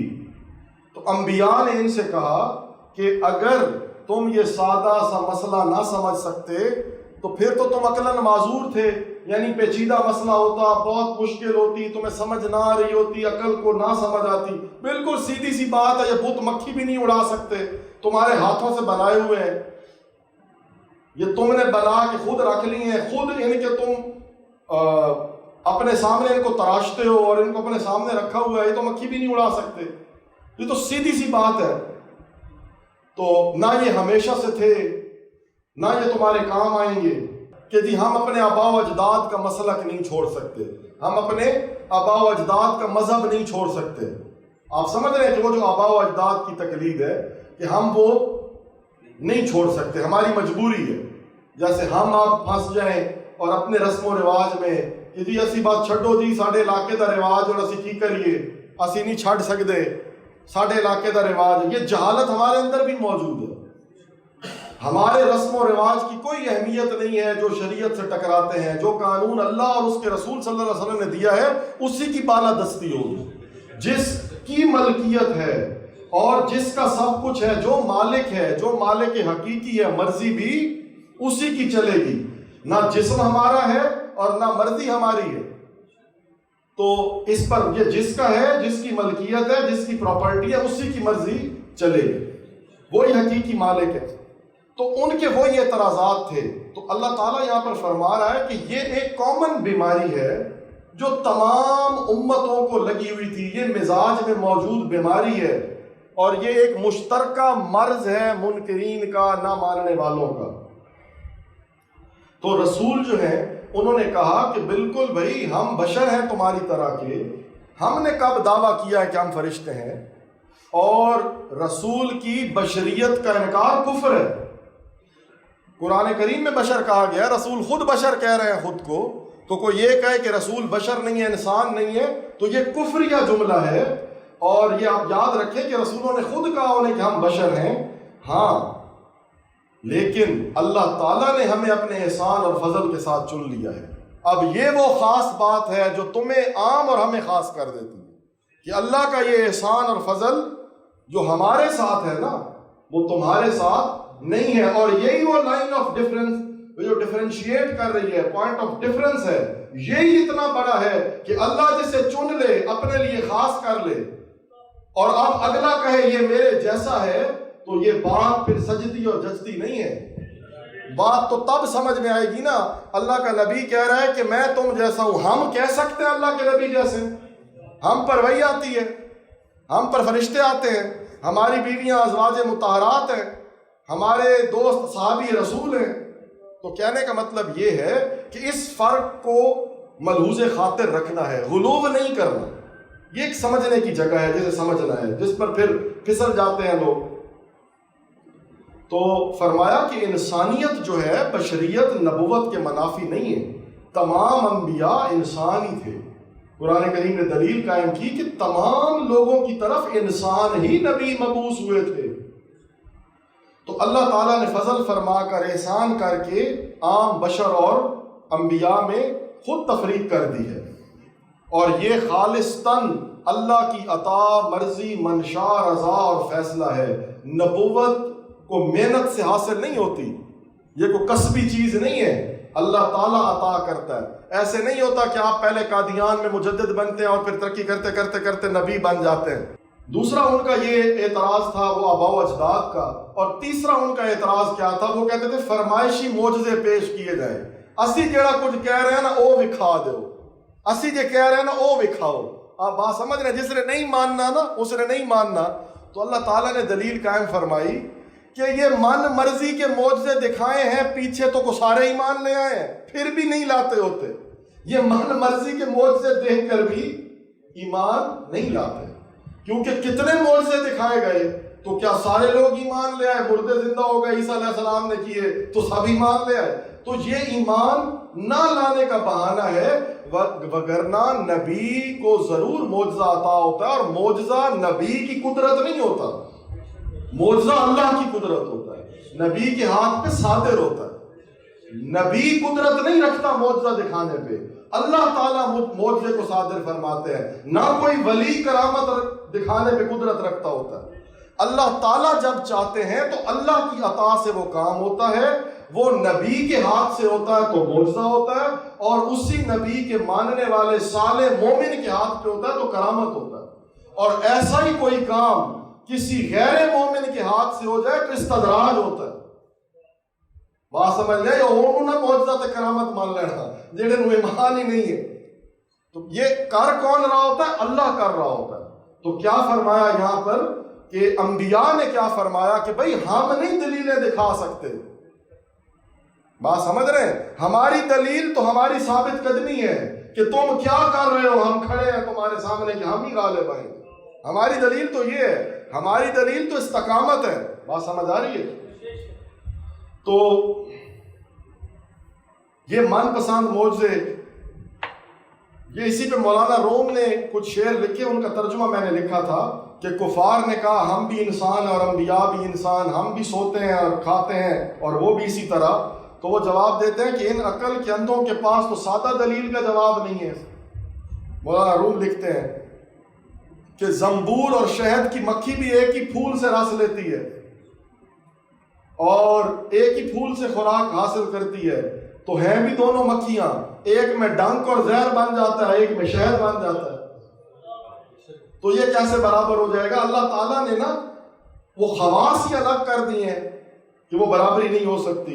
اسی طرح دونوں قسم کے جو ہرن ہیں وہ ایک ہی گھاس کھاتے اور پانی پیتے ہیں، ایک سے صرف لید نکلتی ہے اور کچھ نہیں دیتا اور ایک سے کستوری ملتی ہے. تو یہ فرق اللہ نے رکھ دیا. تو اب یہ جو بد مزاج لوگ ہوتے ہیں، قرآن کریم نے ہمیں یہاں یہ بتایا کہ ہم پیچھے سے سارا یہ پڑھا ہے اور پیچھے بھی وہی بات ہم کرتے ہوئے آئے کہ یہ جو بد مزاجی ہے، یہ جو بد مزاج لوگ ہوتے ہیں، بیمار لوگ ہوتے ہیں، ان کا ایک ہی رویہ ہوتا ہے. یہ جو بیماری انہیں لگی بھی ہوتی ہے نا، یہ ان کے سب کی ایک ہی سمٹمز ہوتی ہیں. وہ ڈاکٹر کو پتہ ہوتا ہے نا آج کل وائرل پھیلا ہوا ہے، تو وہ مریض کو تو اپنی سنانے کی پڑی ہوئی ہوتی ہے، وہ بس سمٹمز دیکھ لیتا ہے اور وہ دوائی دے دیتا ہے. مریض کہتا نہیں میری گھنٹہ تقریر سنو، تو ڈاکٹر کو تو سمجھ آ جاتی ہے نا کہ یہ وائرل ہوا ہے، آج کل پھیلا ہوا ہے انفیکشن. تو یہاں پر اللہ تعالیٰ فرما رہے ہیں کہ ان کے مزاج کی بیماری ہے. جب انہیں انبیاء دلائل دیتے ہیں نا، تو جاہل بندے کی نشانی ہے کہ جب اس کے پاس جواب نہیں ہے تو وہ غیظ و غضب کا شکار ہو جائے گا، وہ دھمکیوں پہ اتر آئے گا. اب جب اس سے نہیں بنے گا تو یہ سارے پروسیس ہیں. اور اللہ کے جو رسول ہوتے ہیں وہ اپنے عمل سے، اپنی استقامت سے، اپنے کردار سے، اپنے افکار سے جو بات کہتے ہیں اس پر قائم ہوتے ہیں، اس کے ذریعے سے حق کو واضح کرتے ہیں اور وہ اللہ کی رضا میں راضی رہتے ہیں اور اسی پر بھروسہ کرتے ہیں. وہ جو آیت کریمہ میں ہم نے پڑھا، اور ان کا عمل ثابت کرتا ہے کہ جن کا بھروسہ قادر، مطلق، کریم، طاقتور، توانا، مقتدر اللہ تعالیٰ کے اوپر جو سارے اقتدار کا مالک ہے، جس کے پاس ساری قوت، طاقت اور قدرت ہے، تو جن کا ایمان اس طاقت و قدرت والے مالک پر ہے ان کا عمل واضح کرتا ہے. صاحب یہ پھر وہی بات آئے گی وہ جو شروع میں آپ کو اتنی لمبی بات سمجھائی ہے. اب بات سنیے گا کہ اللہ کے نبی کس طرح سے حجت کو تمام کر دیتے ہیں کہ ان کی ثابت قدمی، وہ جو ایمان ہوتا ہے اللہ کے نبیوں کا، ان کا صبر، ان کا شکر. اب صبر اور شکر کو لے آؤ جو گھنٹہ تمہیں سمجھایا وہ آ گیا ذہن میں. تو اب جسے قادر، مطلق، کریم پر بھروسہ ہوگا انہیں گھبراہٹ اور بے صبری سے کیا واسطہ ہوگا؟ وہ کیا گھبرائیں گے اور بے صبریاں دکھائیں گے؟ تو وہ ڈٹ کر کھڑے ہو جاتے ہیں نہ ماننے والوں کے آگے. اور یہ جو انداز ہوتا ہے انبیاء کا اور انبیاء کی جماعت کا، یہ حق کی حجت کو تمام کر دیتا ہے. یہ منوا دیتے ہیں اپنے عمل سے کہ ہمارا ایمان ہے نا، اپنے یقین کو اپنے عمل سے ثابت کر دیتے ہیں. ہمارا مسئلہ یہ ہے کہ ہمیں ایمان اس قوت کا نصیب نہیں، وہ ہمیں نصیب ہی نہیں ہوا اس طاقت کا ایمان کہ جو ہمیں بھی یوں چٹان کی طرح کھڑا کر دے. تو وہ چونکہ ہم خود ہی ڈھل مل یقین میں ہیں، خود یقین ہمیں ہے نہیں، تو ہماری تبلیغ میں کوئی تاثیر ہی نہیں ہے. نہ ہمارا عمل ہماری بات کی تائید کرتا ہے، نہ ہمارے عمل میں وہ ہوتا ہے کہ وہ جو ہم کہہ رہے ہیں اس پہ ہمیں خود کو بھی یقین ہو. بات سمجھ آ رہی ہے؟ تو انبیاء کا ایمان تو سب سے کامل درجے کا ہے. تو آپ یہاں سے یوں دیکھیں کہ یہ جو فرمایا گیا کہ جو اللہ کے پیارے ہیں، جن کا ذکر کیا گیا، جو اللہ کے بندے ہیں، انہیں ہر حال پر اللہ پر توکل ہوتی ہے. یعنی کیا نشانی ہے اللہ والے کی؟ اس کا بھروسہ ہر حال میں اللہ پر ہوتا ہے. اور اس کی اپیرنس سے پتہ چلے گا جس کا بھروسہ اللہ پہ ہو اور جو اللہ کو جانتا اور مانتا ہو، اسے کب پریشانی ہونی ہے. دو بچے لڑ رہے ہو نا، دو بچے، ایک میں سے مثال دے رہا ہوں، اس کو ادھر نہ جوڑیے گا سمجھانے کے لیے. اور ایک بچہ مار کھا رہا ہو نا اور وہ کمزور ہو، اور ایک دم اسے اپنا بھائی آتا نظر آیا نا تو اچھی مار کھانے لگ جاتا، ٹھہر میں تینوں دستا، وہ میرا بھائی آ رہا ہے ہوں پھاڑ کے انہوں کٹا گے۔ آپ کو بات سمجھ آئی؟ یقین آپ کے عمل میں اثر پیدا کر دیتا ہے۔ وہ لوگ کہیں گے یار ابھی تو مار کھا کے بچنے کی کوشش کر رہا تھا، اب تو پکا ہی کپڑوں کو پکڑ گیا ہے، وہ دیکھ لیا نا بھائی آ رہا ہے، آپ اسے نہیں جانے دینا۔ تو جسے یقین ہے نا، یقین اس کا عمل بالکل بتائے گا، جسے یقین ہے۔ اب ہمیں تو یقین ہی نہیں ہوتا، تو اب یہاں پر اللہ تعالیٰ نے کیا فرمایا اپنے بندوں کی نشانی کہ ان کا بھروسہ اور توکل ہر حال میں کیا ہوگا؟ ہر حال میں اللہ۔ ہمارا توکل بینک ہوتا ہے، ہمارا خیال بینک کی طرف جاتا ہے۔ آپ پہ کوئی مصیبت آئے نا، مصیبت، اور آپ کا خیال اللہ کی طرف نہیں گیا اور کہیں اور گیا، تو آپ توکل علی اللہ کا دعویٰ نہ کریں۔ اگر آپ کو پریشانی میں پہلے خیال بینک کا ہے کہ بینک اتنے پیسے ہی نہیں، کی بنے گا، ایک کیویں چلے گا، تو جنہیں ساری دنیا چلائیے وہ کیڑے بینک کا توکل کر کے بیٹھا ہے، ساری کائنات کا نظام چلا رہا ہے۔ دیکھیں نا، آپ پر مصیبت آئی، آپ نے سوچا، اطلاع آئی کہ آپ کا بچہ گر گیا، اب آپ سوچ رہے ہیں اور اس کی ٹانگ ٹوٹ گئی ہے، آپ سوچ رہے ہیں کہ میرے پاس تو پیسے نہیں ہیں، اب میں پہلے پیسوں کا بندوبست کروں پھر بچے کی طرف جاؤں گا، اور وہ قادر مطلق کسی پیسے والے کے دل میں ڈالے گا، وہ گاڑی میں ڈال کے بچے کو اسپتال میں لے جا کے پیسے بھی جمع کرا دے گا۔ تو توکل اللہ پر ہونا چاہیے۔ آپ اسباب اختیار کریں کیونکہ ان کو کرنے کا حکم ہے، لیکن بھروسہ اللہ کی ذات پہ رکھیں۔ آپ اگر اسباب کو کلی شفا سمجھیں گے تو یہ بھی شرک ہے۔ آپ سارا سمجھیں گے کہ اسباب سے ہی ہونا ہے سب کچھ، نہیں، اسباب اختیار کرنے ہیں، انہیں بھی پھال اللہ نے لگانا۔ تو انسانوں کی 5 اقسام اس سے ہمیں اس آیت مبارکہ سے سمجھ میں آتی ہیں، جو میں آپ کو بھی سمجھا دیتا ہوں کہ انسانوں کی نا یہ 5 کیٹیگریز ہوتی ہیں۔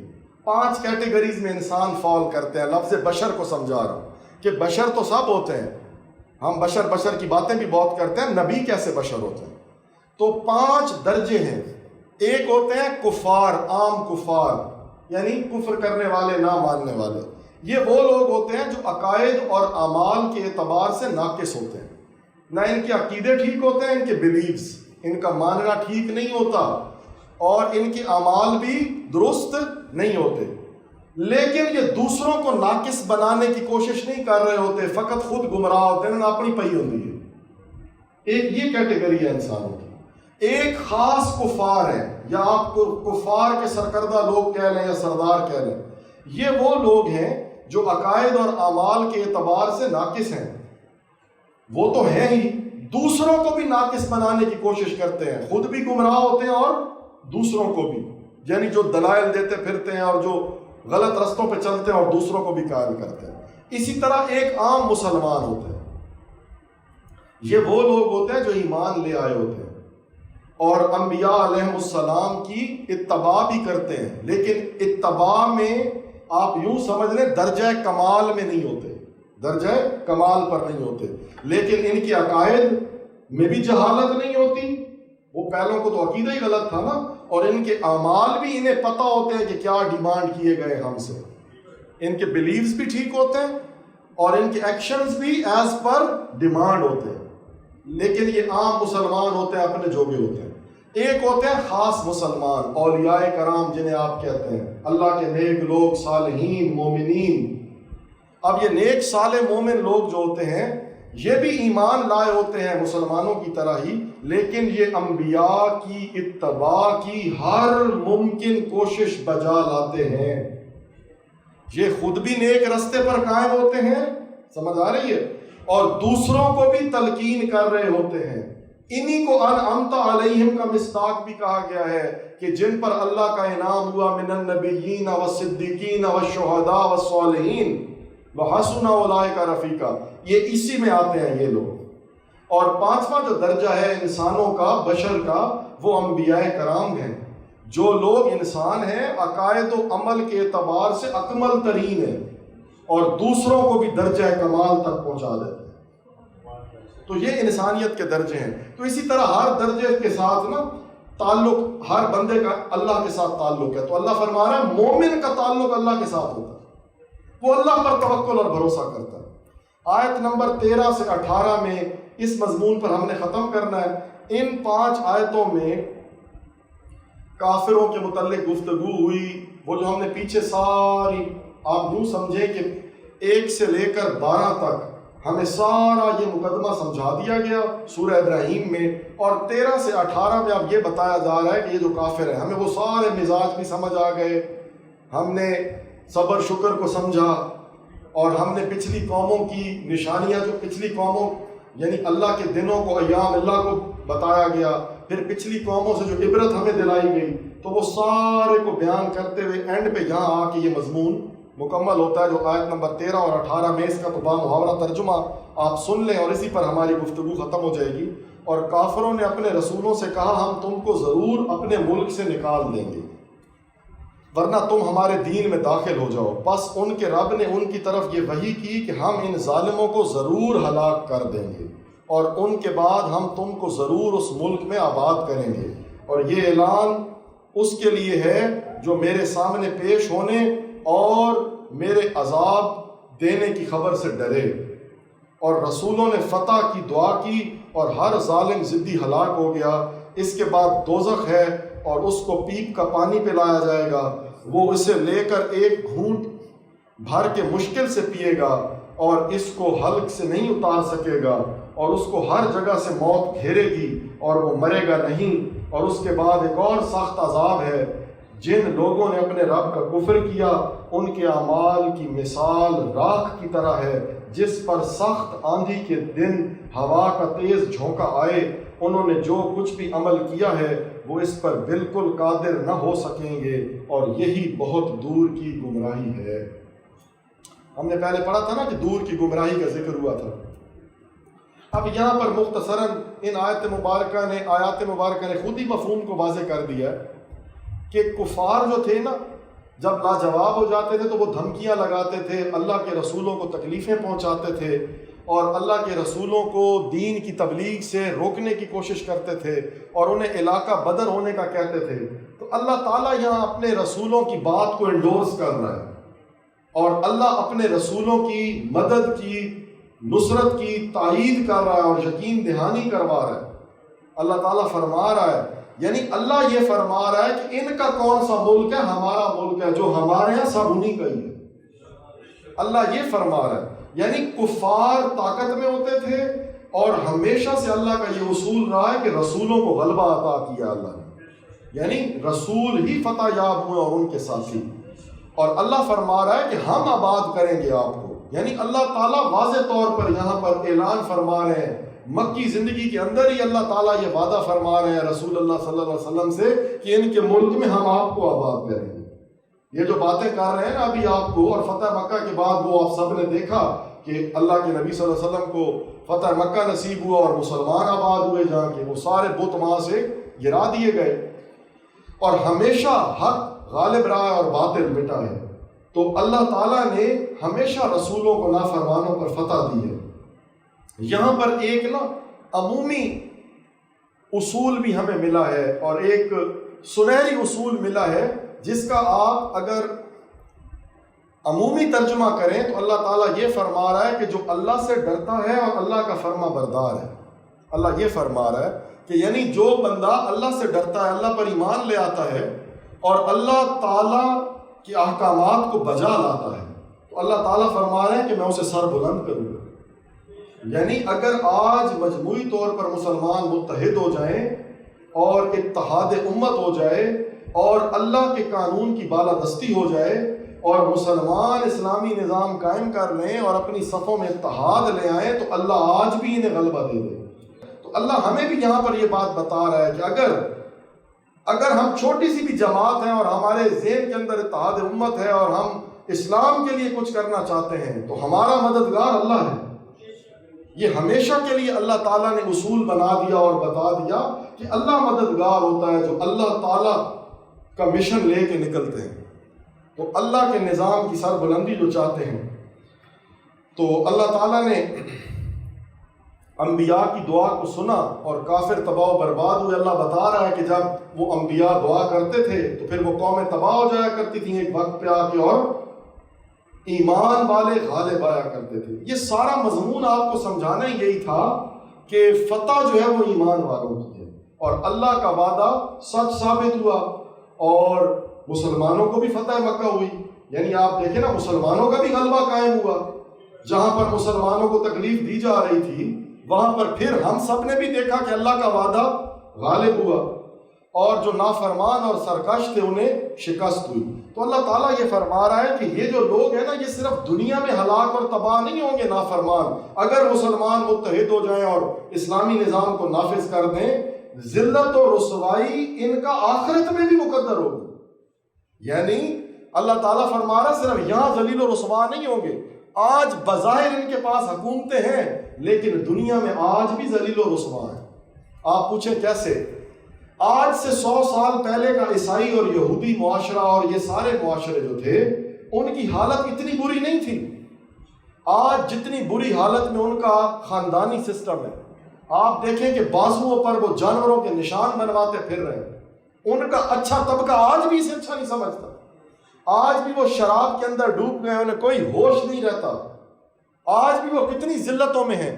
دنیا آج بھی جو اللہ اور اس کے رسول صلی اللہ علیہ وسلم کہ شریعت کے دامن میں پناہ لینے نہیں آئی نا، تو پی ایچ ڈی کر کے گائے کا پیشاب پیتی پھر رہی ہے۔ آج بھی دیکھیں وہ خنزیر ناپاک ہے، وہ ان کی زندگیاں آج بھی بظاہر ذلت میں، ان کے پاس کوئی عزت غیرت کا تصور ہی نہیں رہا۔ کس طرح ان کے بچے بچیاں گمراہ اور بے غیرتی کا شکار ہو گئے، کتنی ذلت ہے کہ وہ مردوں کے ساتھ غلط ہو گئے، ان کی عورتیں دیکھیں، یہ ساری ذلت کی شکلیں ہیں۔ ان کے مذہب میں بھی یہ پسندیدہ چیزیں نہیں تھیں، ان کے قدیم مذہبی لوگ بھی ان چیزوں کو پسند نہیں کرتے۔ تو یہ ذلتیں تو آج بھی ان کے پاس ہیں، لیکن ٹیکنالوجی کے ذریعے اور ایک پیسے کے ذریعے اور پالیسی کے ذریعے وہ رول کر رہے ہیں۔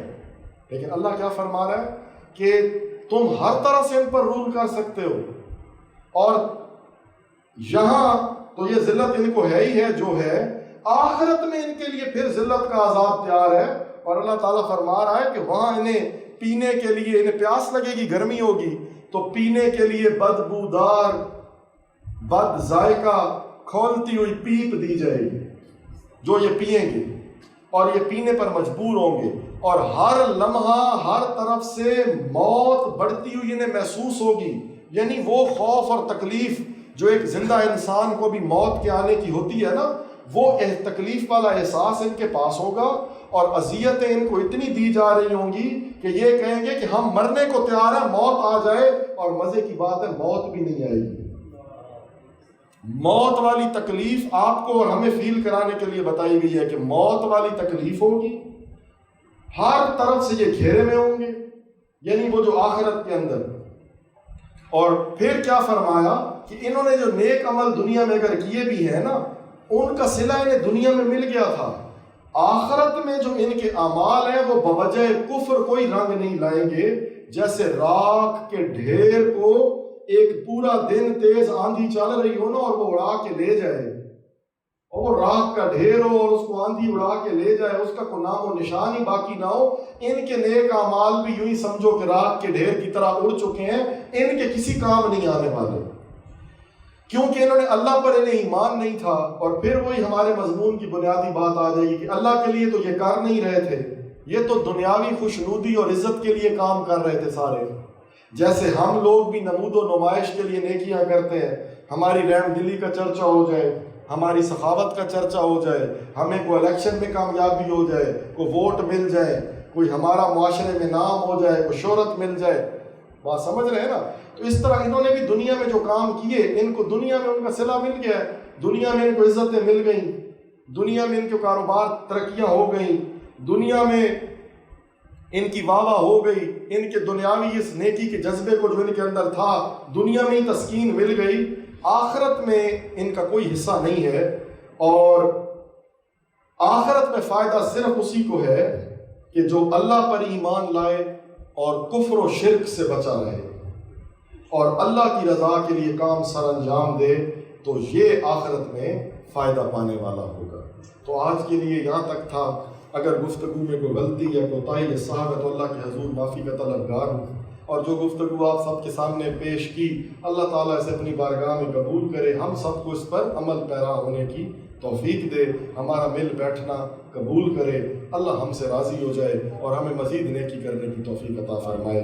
وآخر دعوانا الحمدللہ رب العالمین وصلی اللہ تعالیٰ علی خیر خلقہ محمد وآلہ وسلم۔